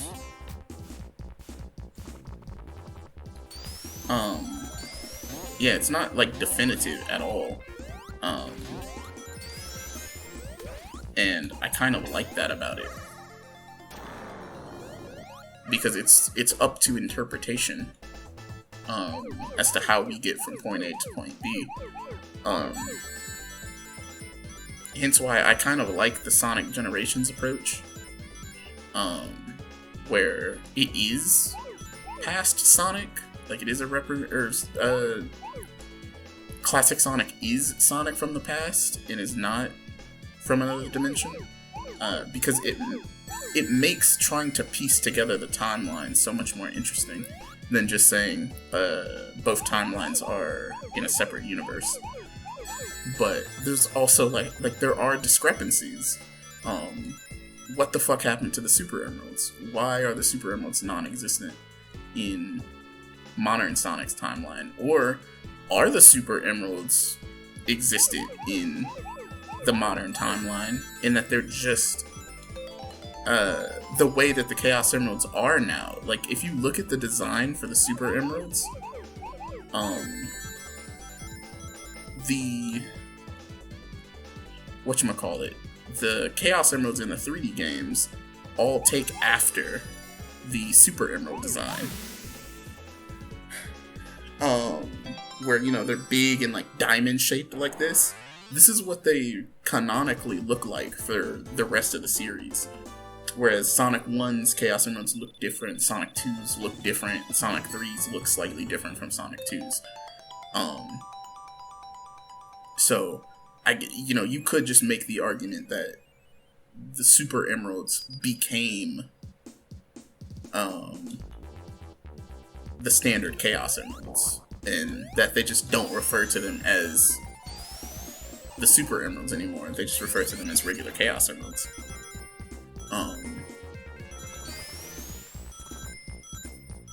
Which I think is also really interesting. I think this is another Chaos Emerald, right? Yeah. Jeez, Mushroom Hill has a lot of fucking super rings.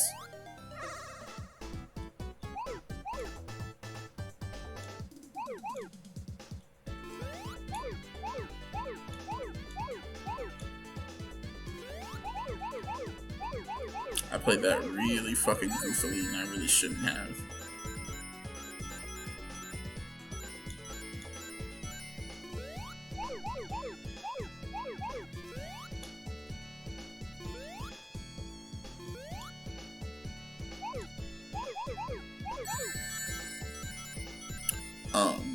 But I have an entire video planned for discussing the classic Sonic timeline in what order I think the games go in. But I have kind of yet to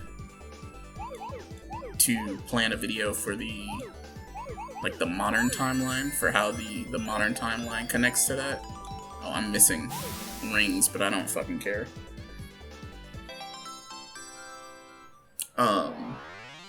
Just because, again, the modern timeline is weird. Like, how do you explain Sonic's change in appearance if canonically he's still 15?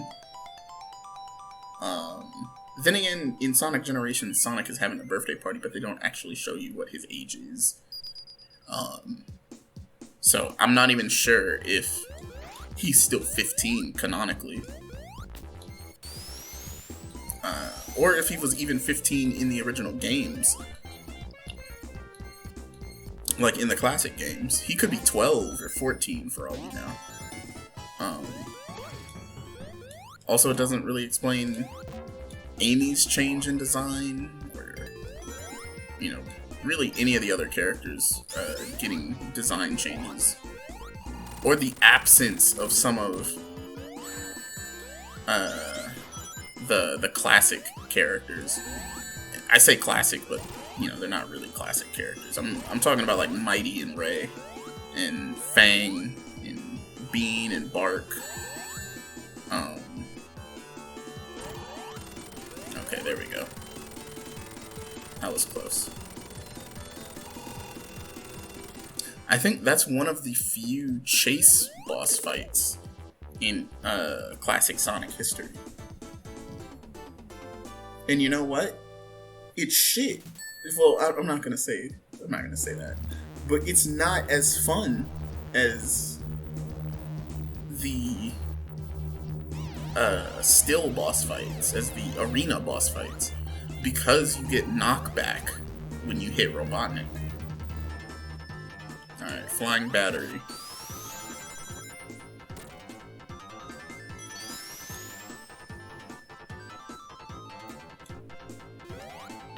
Yeah, but yeah, I need to sit down and definitely think about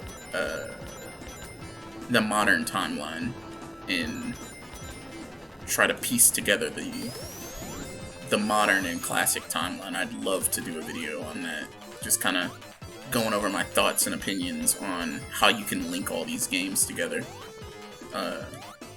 If you have any idea, you know, feel free to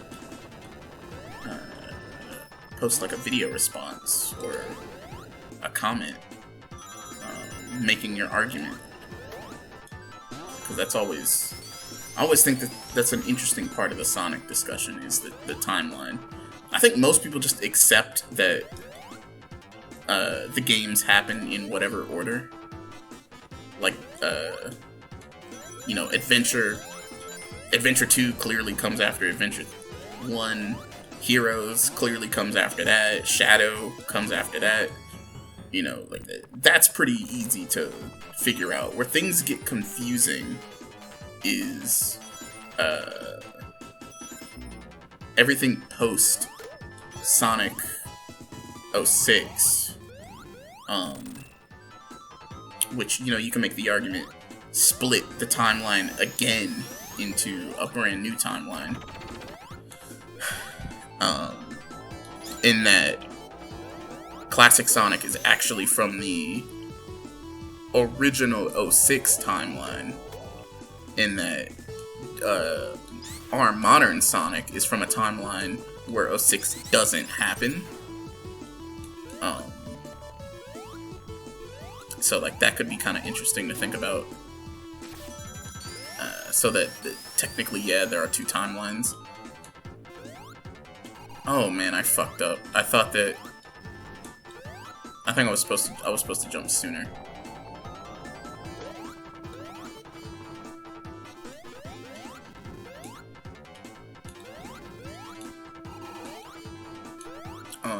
But yeah, that's always interesting shit to think about. It's the whole timeline thing.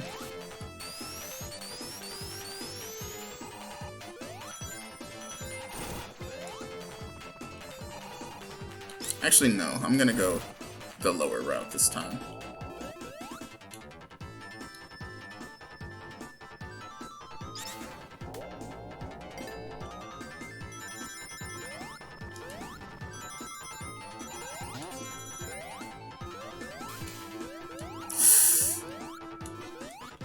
Oof.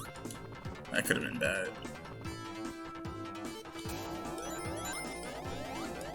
Oh.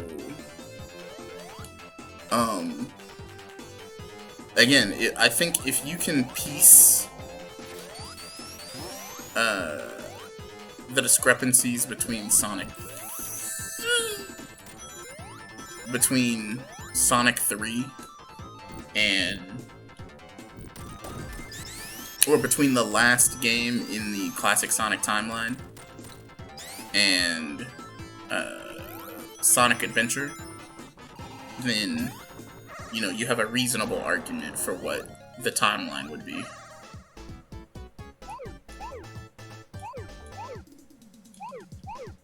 Actually, I don't know if I was supposed to hit all of those at once.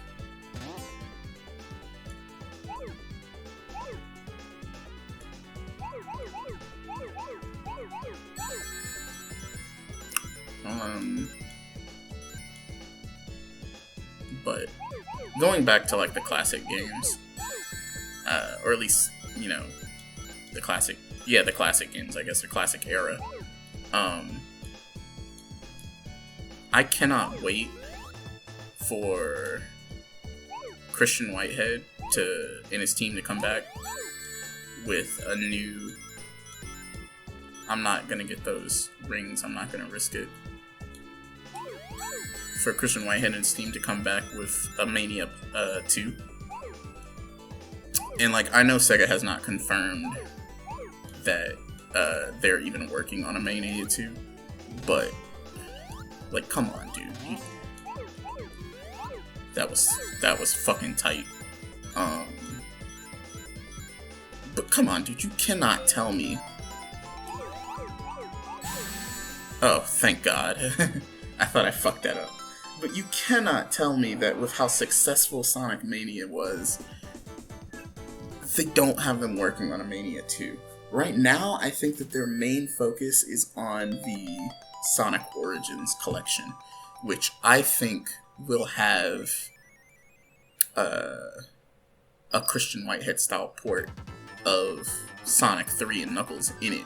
So it's gonna have all of the, like, enhanced features that you would expect. a bunch of like bug fixes and whatnot, as well as some additional content, maybe some cut stages or, you know, cut features that were originally in the game. I think it's pretty safe to expect that. Well, not safe, but I mean, that's what I'd be expecting from the collection if Christian Whitehead and his team are indeed working on it. This is another one of the waiting boss fights. You cannot control the pace of this fight.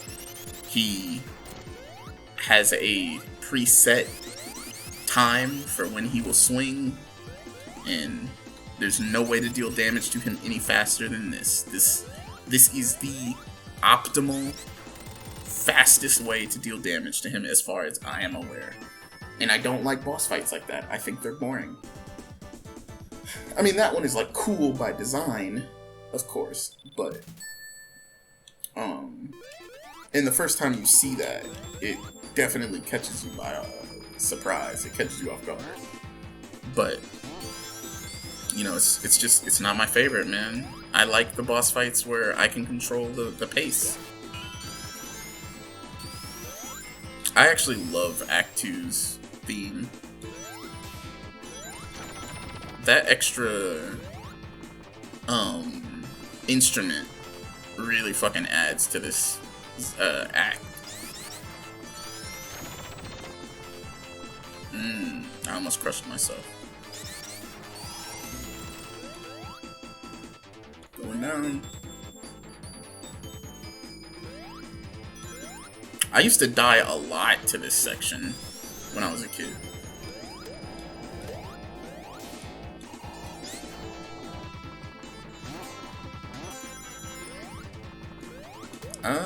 I'm actually gonna keep the electric shield. I like having the double jump. But yeah, I expect big things from that Sonic Origins collection. I expect the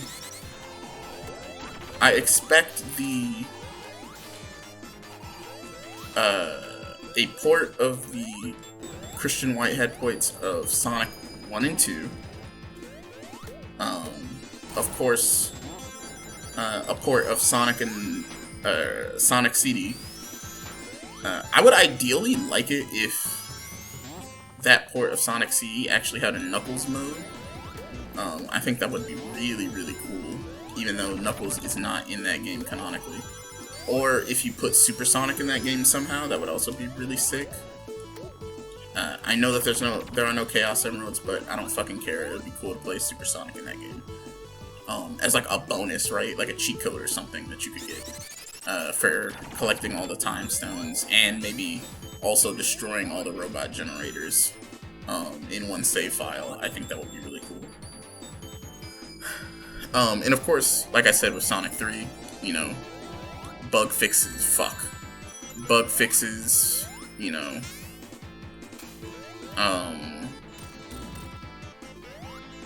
visual enhancements, smooth 60 FPS, that kind of thing. If you can make all that happen, as well as add some like cut content from the game. I don't know if there are any zones in Sonic 3 that actually got cut.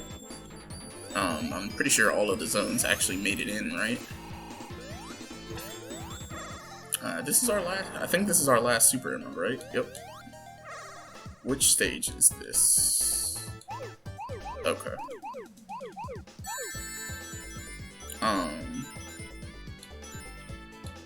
But yeah, if you could do all of that, I think it would be totally like a really cool fucking anniversary collection for Sonic. I think you might as well throw Sonic Mania in that collection while you're at it, if I'm being honest with you. I get it's the Origins collection, but Sonic Mania is basically like Sonic 5 or Sonic 4 if you think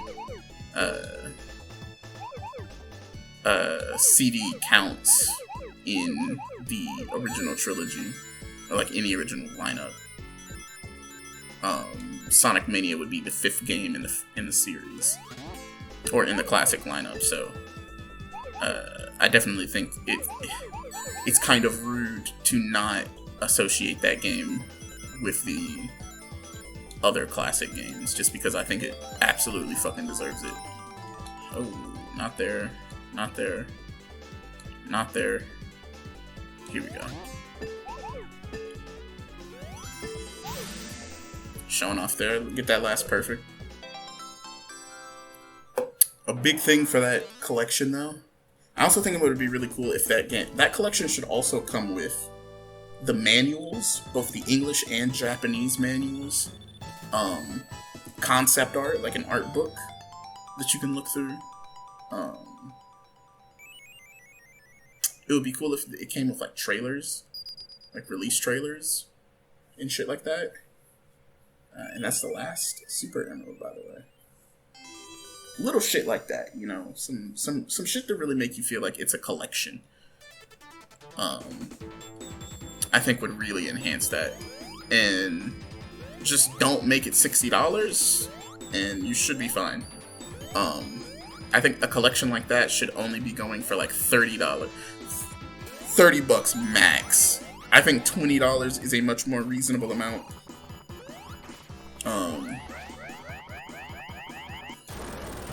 I actually don't... You can hurt this thing, but it doesn't... I don't know if it actually does anything if you hurt it. Oh, this is another fucking weight boss, by the way. I think this makes the third waiting boss. They're just not fun, man. Well, this one is a little more interesting because you actually have to dodge. I love Robotnik's face right there. You actually have to dodge all of that shit. I should have fucking hit that button. Or jumped into those spinning... Oh shit. Jumped into that, the stars. Never mind, I got enough rings.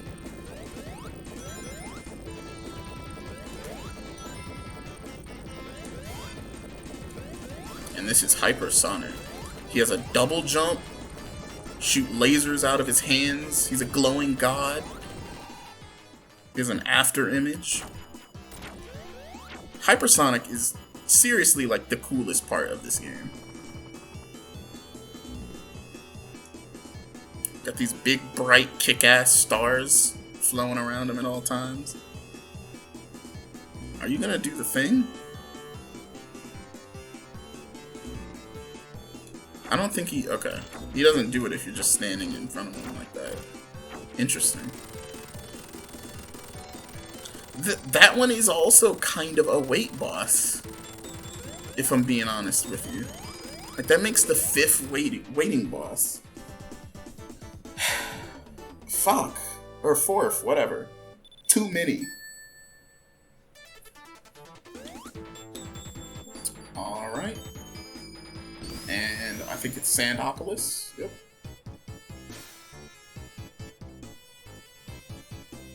I love that you can just stay in the sand like that for as long as you want. So, this is my least favorite zone in the entire game. In terms of gameplay. I think it is the coolest, one of the coolest looking zones aesthetically. The and Knuckles half of this game has some of the best looking levels in the entire classic lineup.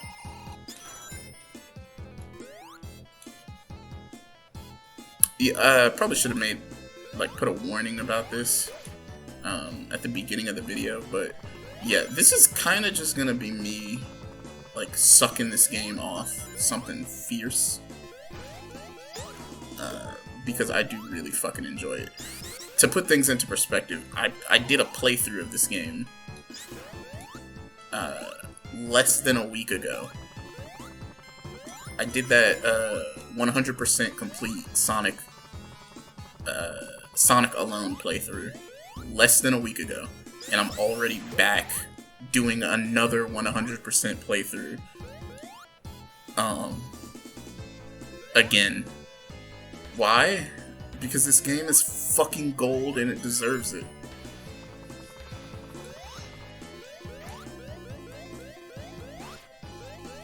I've never been down this way before.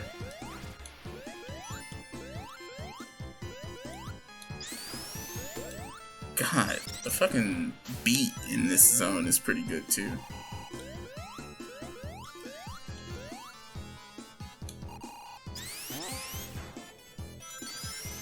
It is really bright though. Like that yellow can kind of hurt your eyes if you're really focused on it for too long. Definitely one of those games you want to play like with the lights and shit on. Probably during the daytime. I'm recording this at night though, so help me. Oh, by the way, Hypersonic's ability also allows you to... I think we're going up, right? It's also a screen nuke. So his flash attack like that flash forward, it will actually kill all enemies on the screen instantly upon activation, which is another reason why he's super fucking broken.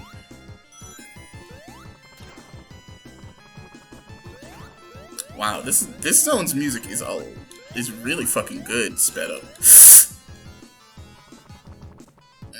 There's a crush death. Sorry, Hypersonic may be a glowing god, but he cannot protect you from getting crushed to death. Oh wow, we're kind of far. That kind of sent us far back.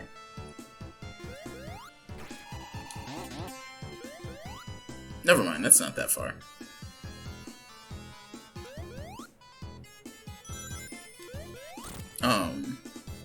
But even though this is like my least favorite zone in the game,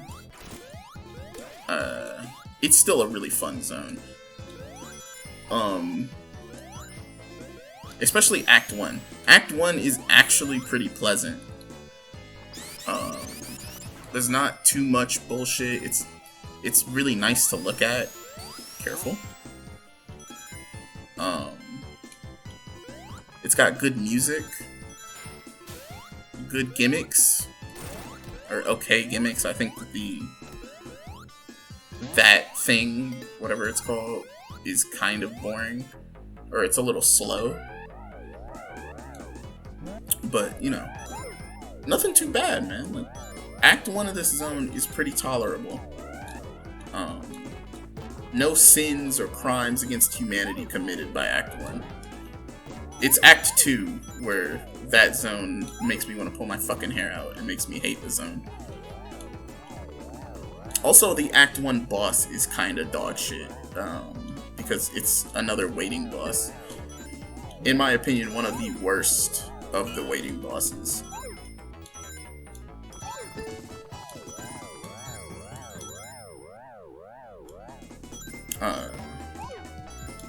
I want that. Oh, that would have given me like 20 or 30 rings, man. But yeah, Act 2 is where this zone like goes from being fun, but you know, it has some issues, to just being, yeah, fuck this zone. So this is the boss. What the fuck this thing is, I have no... Does it slide farther if you're supersonic or hypersonic? I think it does. Hold on.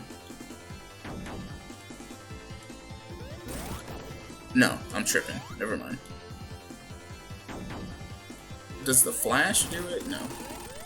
But yeah, you just knock him into the sand, and that's it. That's the end of the fight. Oh, nice. I have to get that because once that door goes down, I won't be able to move. Yeah, Sonic just walks straight into it. And welcome to Act 2. It's got a dark gimmick. You might be thinking at first, oh, that's kind of neat. But is that just like an aesthetic choice? Why bother fucking around with the darkness? And this is why. The ghosts. If it gets too dark, those ghosts will grow. you have three. They have three stages. Bappy Ghost, which is harmless, can't hurt you. That's Bappy Ghost. He's cute, actually. Kind of fucking adorable. Love to keep him around. Let's see, where is this? I think it's right here, right? Yeah. Stage 2, they get a little horny. That came out wrong, but they get some horns coming out of their face. Or some tusks, I guess. And then in stage 3, they get the horns on top of their head, and that's when they can actually hurt you. And they'll actually go out of their way to hit you. So, definitely want to be careful of that. So your best bet is to pretty much grab that lamp. Any and all chances that you can get. You scum.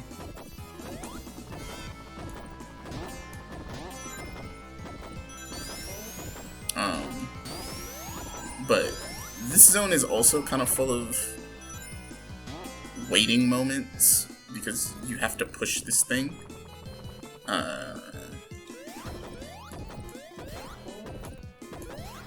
And make sure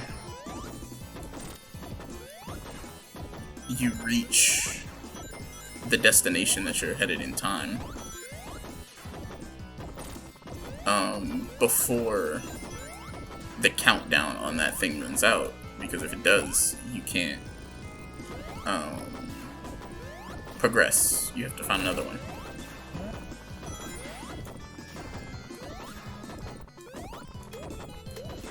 It's an interesting stage gimmick. It's just that sections like this, where you have to wait on the sand, it's really slow the pace of this stage down.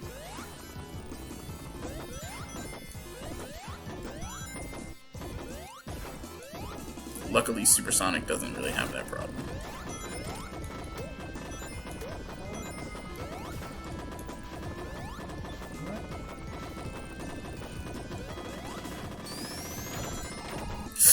That almost crushed me. I was not paying attention.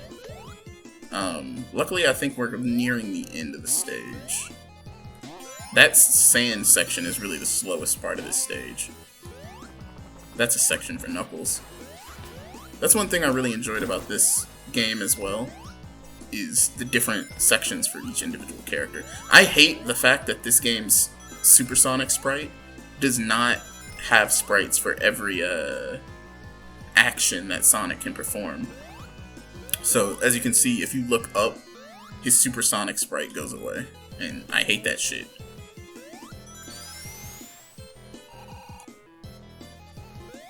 That's one of the things that I hope gets fixed in the Origins collection. Like, that's one thing that you can change to actually improve this game. Again, also giving us the option to pick between the different sprites would also be really cool.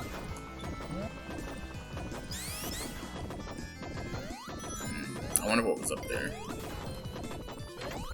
I'm not gonna get to find out. Yeah, I'm not gonna get to find out. Oh well. No. That thing's too fast.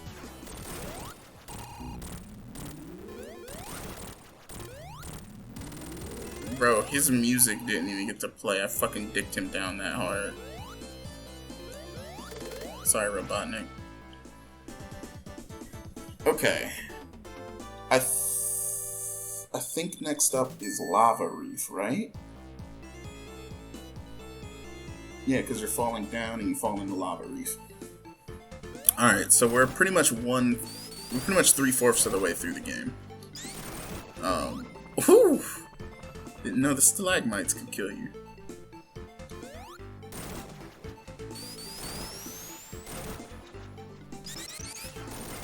So after this zone, it's Hidden Palace, then Sky Sanctuary, then Death Egg, and then of course Final. And then that's it. That's one thing about Sonic 3, and another reason why it took me so long to fucking record Sonic 3, is this game is substantially longer than Sonic 1 and 2. And because of that, you really have to like set aside a decent amount of time to actually sit down and play it. Because it's fucking long. And yeah, it has a save feature, but I never really feel comfortable with coming. I love that sprite of Sonic running in that spiral. It's so cool. But yeah, you really have to, like, it doesn't feel right not completing this game in one go. And experiencing like the epic adventure all in one sitting. When you take a break like that, it just kind of, to me, it doesn't feel right.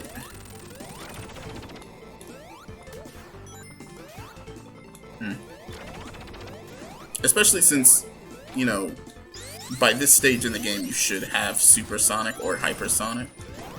God, this stage's music is so fucking godly. It's so good.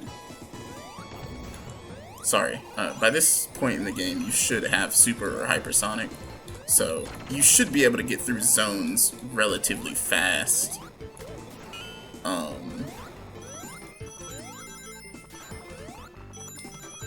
Wait a second.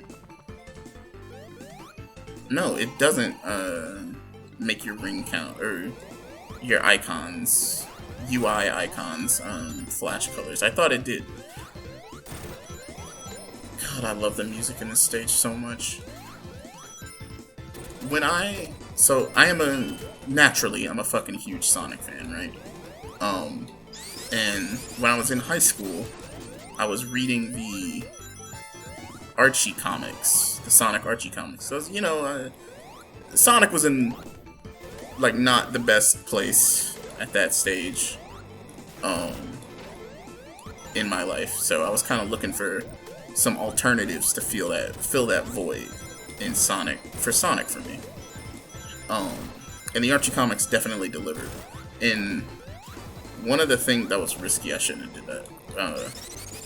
One of the things that really enhanced the reading experience of those comics for me, and one of the reasons why Sonic 3 matters so much to me, is I listened to the Sonic 3 soundtrack a lot while reading the Archie comics. So a lot of these songs from Sonic 3 not only bring back memories of Sonic 3 for me, but also bring back memories of the Archie comics and a lot of like really epic moments from that comic book. That comic book has a lot of great moments and a lot of less than cool or ideal moments if you're a Sonic fan. There's some weird shit in the Archie run, which is why I highly recommend, if you want to get into the comics, start with the IDW book. It is a, what's the word I'm looking for? It's a much shallower representation of what Sonic, like the actual hedgehog, like Sonic the Hedgehog himself, can be. But it still pays a lot of fucking respect to the different video games and homages to Sonic's history. And all of the other characters are done exceptionally well. Not to say that Sonic is like treated poorly. It's just that due to the Sega mandates, I imagine, they have to portray Sonic a particular way. Like he's not really allowed to show too many different emotions, I guess, or like there are just certain things you can't do with his character anymore. Which, I mean, you know, that's fine. I'm not. I understand that push from Sega. There's nothing really wrong with that. It's just that the Archie series, for better and worst, allowed Sonic to kind of go through a bunch of different arcs as a character. And some of those arcs were just really fucking good, and some of them were you know, really fucking bad. So you gotta look at that kind of thing as a blessing and a curse, and kind of understand why it had to be done. Nice. Like, one of my favorite arcs in that entire comic book is where Sonic is going through the... Like, they're doing the Unleashed story arc, right? Or, like, a take on the Unleashed story arc. So Sonic is dealing with the whole Werehog transformation. And... It's... Number one, that's really cool. Just seeing how Sonic is reacting to that transformation in a completely different way than he does in the video games. But on top of that, I love this part. Just fucking drops a boulder on you. Get cucked. Oh, here we go. Here's the boss fight for Act 2. The fact that the Death Egg is fucking looming in the distance, and look at Robotnik's sprite there. This is the point in the game where you know Robotnik is fucking serious. He's like, I'm tired of this fucking blue hedgehog knocking my Death Egg out of the orbit, bro. This is like the second time he's done it. I need to take care of this bastard as soon as possible. Anyway, yeah, there are... Oof. Yeah, there are sections in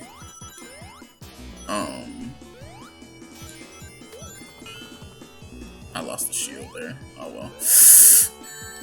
Oh no. Oh, this just got a whole lot harder. How did I die there?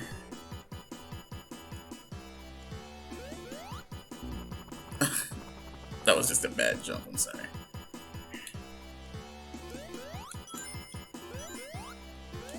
I don't think there are 50 rings down here. And that fire shield has been replaced with a standard shield.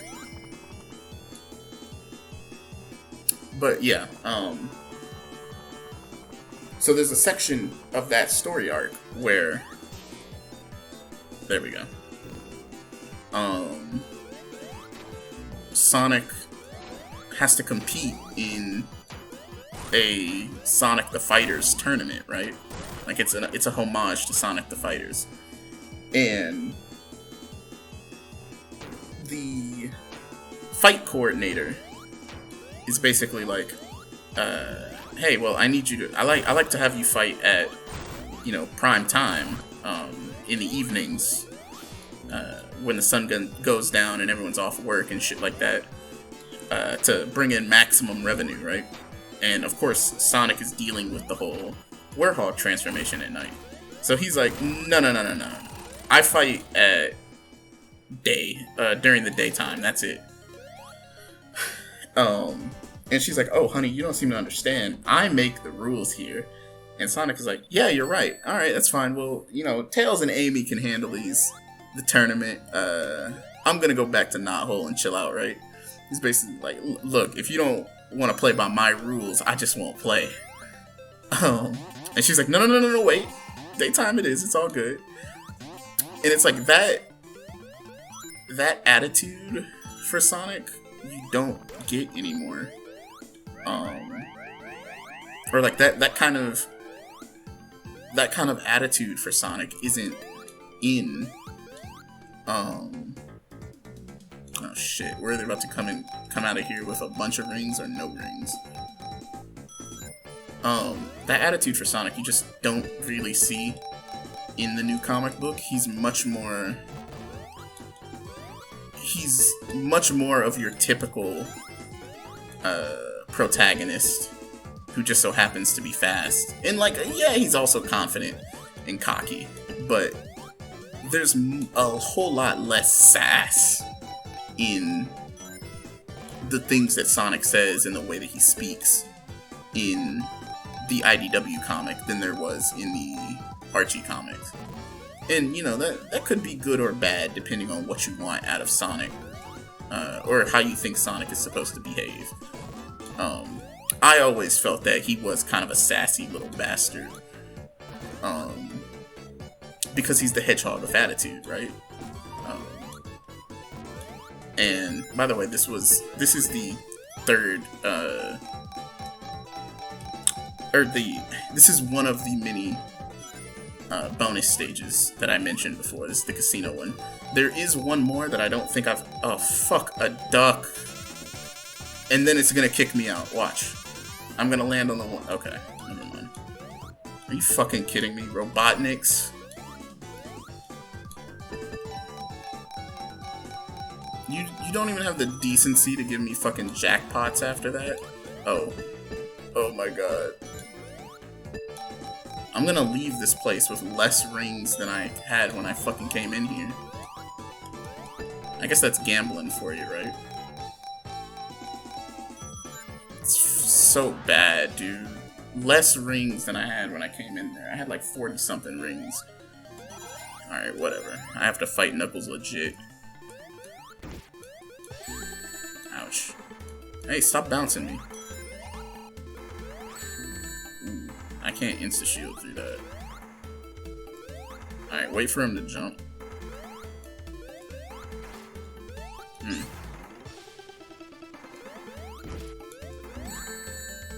Yeah, I think his Knuckles' jump actually beats yours.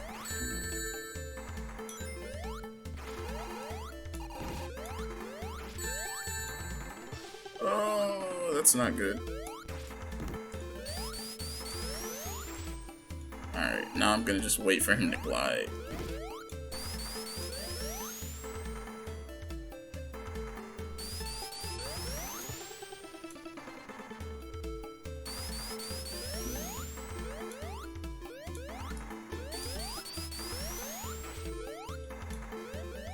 Do the glide. Okay. Nope. There we go. Jesus. I feel like that was not as tough in the original Genesis version. Okay, so yeah, this is what I meant when this is what I mean when I say that, like, you can't say that the Super Emeralds aren't canon, because they're a part of this cutscene, and this cutscene is canon to Sonic 3. To say that the Super Emeralds don't exist or that they're not canon to the storyline would be saying that this entire scene isn't canon. And then he wakes up. He's like, hey, follow me. You know, I see you're not the asshole that I thought you are, but, or at least the enemy of my enemy is my friend. I know a shortcut.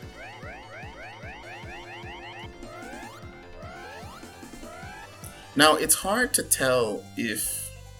Well, it's called Sky Sanctuary, so I guess it is in the sky, right?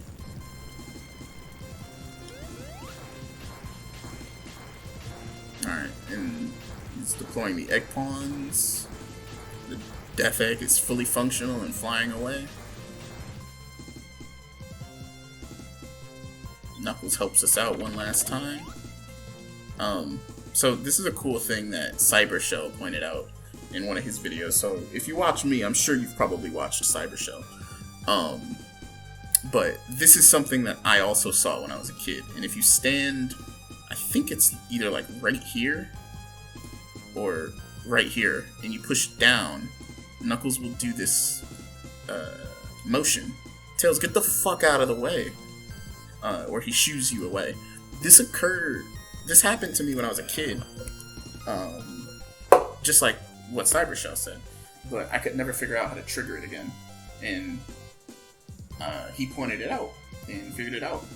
So shout out to Cybershell for figuring that shit out. Or bringing it to people's attention. I don't think he was actually the one to figure it out. But here we are, we're in Sky Sanctuary. This is one of the cooler zones, oh shit, in Sonic 3, just from, again, an aesthetic point of view, and level design point of view. It's just a giant bottomless pit stage, but it doesn't go overboard with its difficulty. It also has original Sonic 1 boss fights. There's actually a setting in the options menu to make it play the original Sonic 1 and Sonic 2 boss fight music, which is what I turned on there. It really enhances that throwback. But I can't help but wonder why Sonic Generations chose this stage as the stage from Sonic 3 to represent Sonic 3. Don't get me wrong, it's a fun stage. It's a cool stage too. Oh shit! I thought that was a wall. But I'm hard pressed to say that it's like my favorite stage in Sonic 3, in Sonic 3K, or that it like leaves the most impact, I guess. The music is great though, and it is a very triumphant stage with the Death Egg taking off in the background, and we're chasing after it and going through all these boss fights to try to stop Robotnik's plans. At the very last, like, apex of the confrontation. It's a cool zone, but again, I think Lava Reef maybe would have been a cooler zone. I'm just a big fan of Lava Reef. Ice Cap would have been cool. Again, I love Ice Cap Zone. I'm trying to think. Launch Base, no. Sandopolis, no. Flying Battery, not really. Casino of Night would have been kind of cool since there's no casino stage. I think I'm getting Sonic 2 and Sonic 3's casino stages mixed up.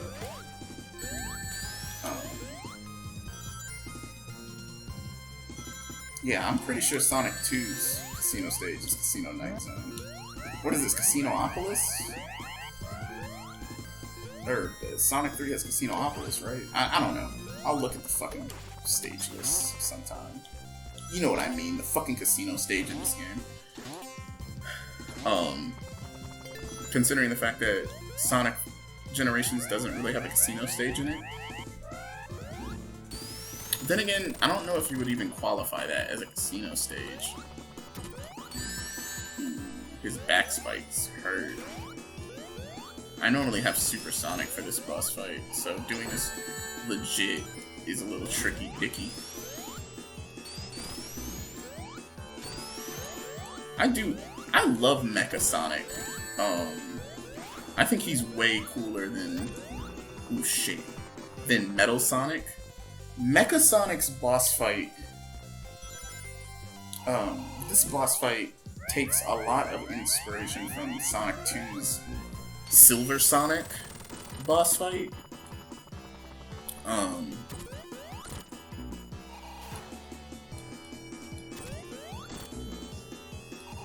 Sorry. But it does a lot of things right.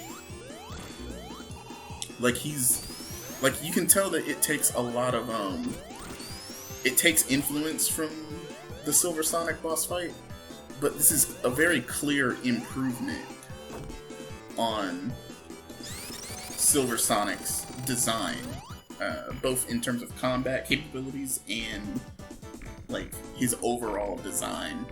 Like, he's nowhere near as slow. He's much faster, he's much stronger. And I love this scene. Sonic and Tails quickly racing up the last crumbling spiral of Sky Sanctuary to get one last attempt at getting on the Death Egg.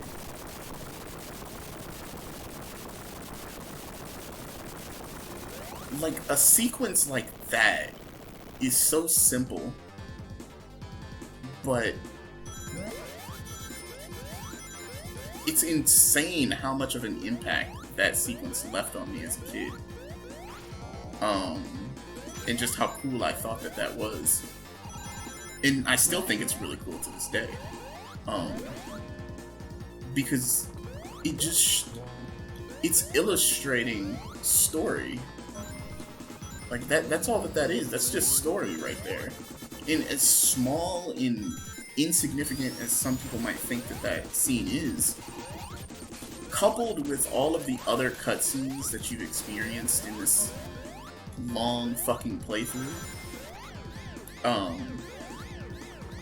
seeing Sonic and Tails rush up that last spiral for one last chance at stopping the Death Egg post the launch, it's something crazy. Like, there's context behind every stage that you're in.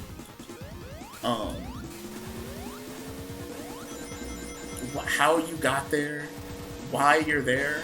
Like, why are you in launch base? You're in launch base to stop the Death Egg from launching, right? You end up in Mushroom Hill because you were on the launch base zone when the Death Egg launched, and then it blew apart and it stranded you in Mushroom Hill Zone.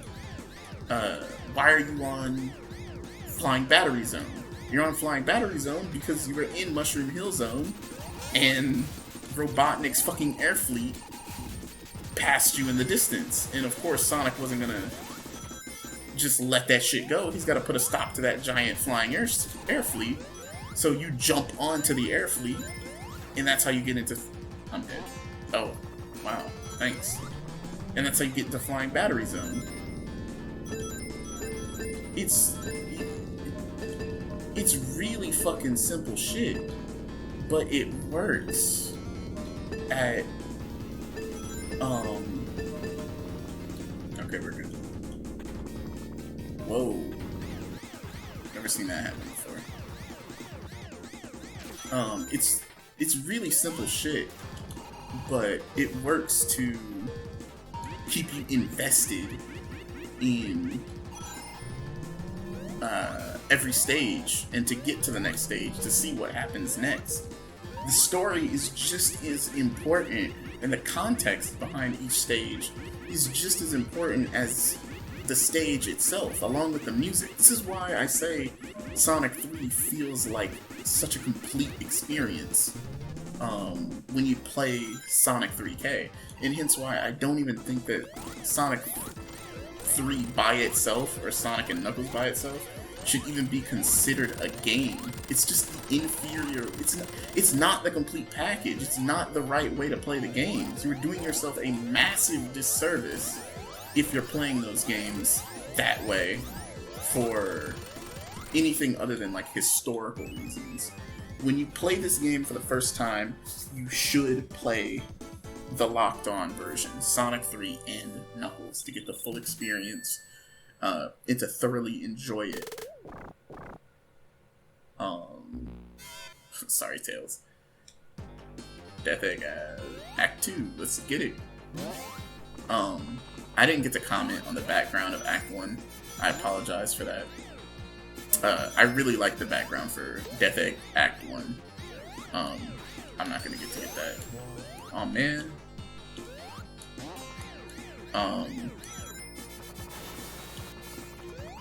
But Death Egg Act 1 looks really fucking cool. It's really fucking ominous. That was just bad fucking timing, bro.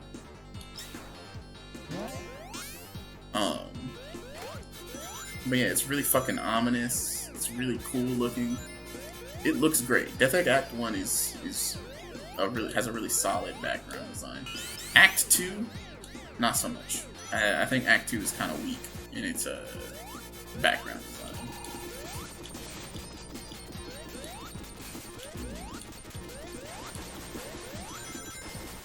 By the way, the electric shield does protect you from those lightning storms. But yeah, like, Sonic Mania just doesn't offer that. Yeah, there's context behind, like, how you end up places, but you don't really have, like, a super massive, overarching fuck you set of events that are happening in the story that go down, go down, go down, go down, go down, go down. That like keep you super invested and make you want to see what happens next. Yeah, there are cool characters in Sonic Mania. Like, I love the hard-boiled heavies, and a part of me kind of hopes that they, like, a part of me kind of wishes that they would have been able to come back. Just because I think they have a lot of personality, both in their designs and like in their boss fights and stuff. But you know, likely to not get the chance to come back. And also another reason why I think it would be cool if we got a comic book centered around classic Sonic. Like, think the Mega Drive comic from Archie. Except following all the classic games instead of just Sonic 1. I think that would be really sick. I also think Sonic 3, you know, Sonic 1 gets a lot of comic book love just because it's Sonic fucking 1. But Sonic 3 is the game with the actual fucking story. And yet, for some reason, we've never gotten a comic book adaptation for Sonic 3. Even though I think it would be the most interesting comic book adaptation out of any... Okay, I thought this was the boss fight. Out of any of the... Fuck. Oh, never mind. Out of any of the video game adaptations. Oh my god, there are so many of these. I'm not a huge fan of these. They slow the pace of this zone down tremendously. And this is honestly a really good fucking final zone apart from these things. Cool design, I guess, but really just annoying. Not a lot of utility, or not very cool.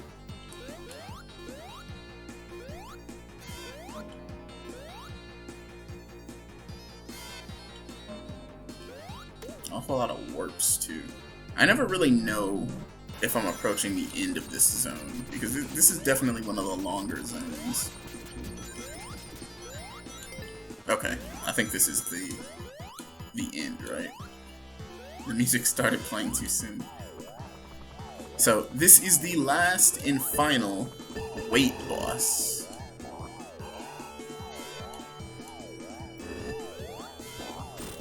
So the only way to hit this boss is to use these things that he shits out. And get them to hit his lower region.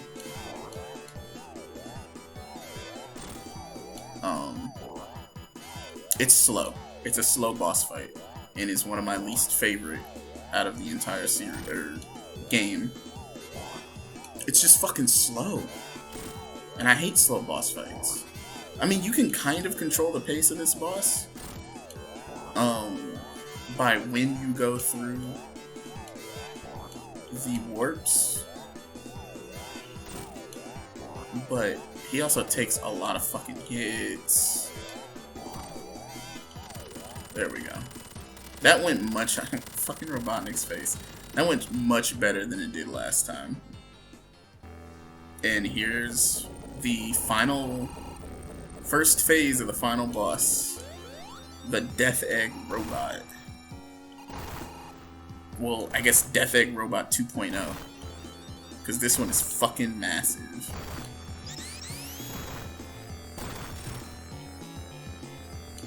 So, as long as I have my shield, I'm gonna refrain from going supersonic. Good extra hit tails. I don't understand, again, why that part of the boss fight, he doesn't just use a fist Alright, this is the part where I'm gonna go super.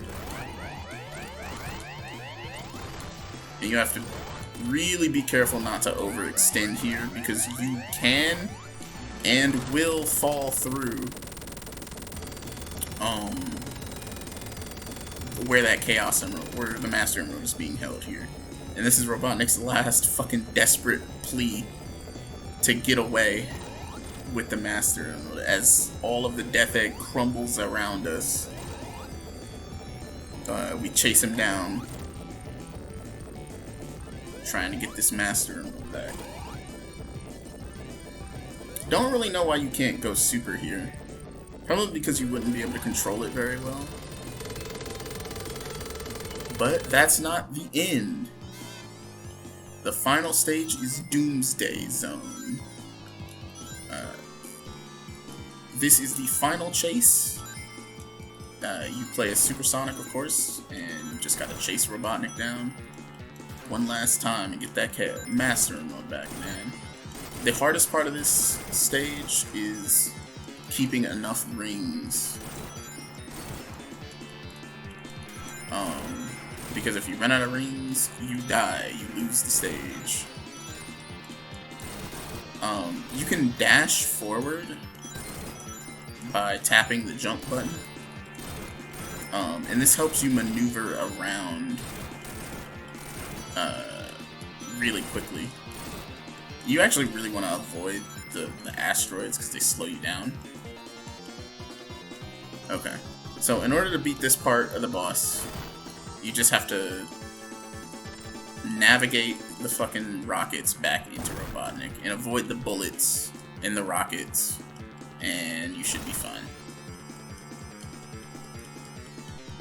Again, if you're tapping the jump button to accelerate like this, you shouldn't have any problems. Admittedly, one of the easier fights in the game, but no less climactic and fucking awesome. So, he takes off. And, like, this is what I mean when I say that this game is fucking cinematic as hell for no reason. Because this chase scene is so fucking cool to be on the Genesis. Robotnik knows he's lost. There's nothing he can do at this point. He's just running away desperately, trying to stall as much time so that Supersonic's transformation runs out, because he can't fight Supersonic.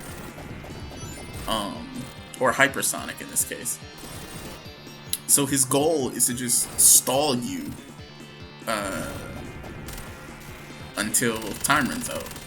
But it doesn't work. You get that fucking Master Emerald, and the end credits start to kick in and play. You float gently back down. Tails catches the Master Emerald, proving that Tails is actually a worthy sidekick and useful. If you play as Knuckles, Knuckles actually even thumbs up Sonic, because Sonic's the one flying the plane. And it's a really charming moment. I kind of wish Sonic would do the same to Tails. But they circle back around, drop the Master Emerald off. Like, again, all of the story in this game is told without a single line of dialogue. And this further cements Sonic as such a good guy, as an actual hero. Because Knuckles is trying to fuck you up all game long. And Sonic does the right thing in, even though he never really, Sonic and Knuckles never really sit down and, apologize and talk things out in this game. Knuckles even tries to fucking kill you by the end of the game until he realizes that Robotnik tricked him. And even throughout all of that, even with all of that having happened, Sonic, with no words, takes the Master Emerald and drops it right back off on Angel Island where it belongs and heads home. That's it.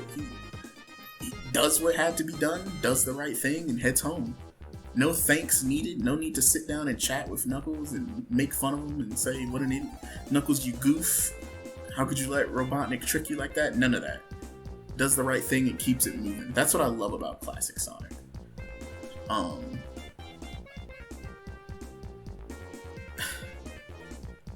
I think that the Western portrayal of Sonic in the early 90s, with Sat AM and the Adventures of Sonic the Hedgehog and even the comic books, they kind of portrayed Sonic to be, the guy with the attitude, right?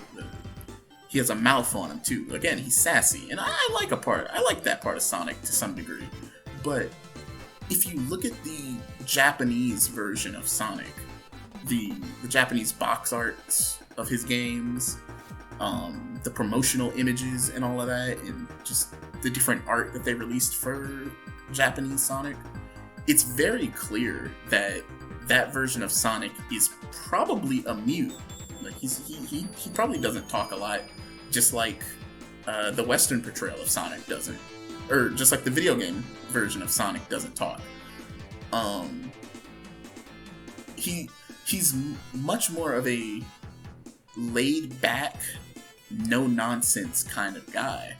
Like, he does what he has to do, gets shit done, and then he rests and relaxes and enjoys the peace of the world that he's created. That's the vibe I get from Japanese Sonic. He's not full of attitude or sass or anything like that. He's a cool guy. He just does what he has to protect the things that he cares about. And I kind of like that portrayal of Sonic just as much as I like the sassy attitude version of Sonic. And I think that there's room for both. I think that classic Sonic should continue to be portrayed in the way that the classic video games portrayed him, as the Japanese art could portray him, and that modern Sonic can go on to be, the sassy one. But that was a mouthful, and with that, that's Sonic 3 and Knuckles. One of the best games ever made, and one of my favorite games of all time. 100% completed in terms of Sonic's playthrough. We still got to go through and do Knuckles' playthrough at some point. I have no idea when that's going to be. Probably not anytime soon. Probably within the year, though. I'll knock that out. But I thank everyone for watching. I really appreciate it if you made it all the way to the end here. And if you have not played Sonic 3, do yourself a favor, man. Get out there and get yourself a copy on Steam and play Angel Island Revisited. Or when the Origins collection comes out, pick that shit up. Because it's a legendary game, man. It's one of the best of all time. But I'm not gonna hold anyone any longer. That was Sonic 3. I hope you all enjoyed. Stay tuned.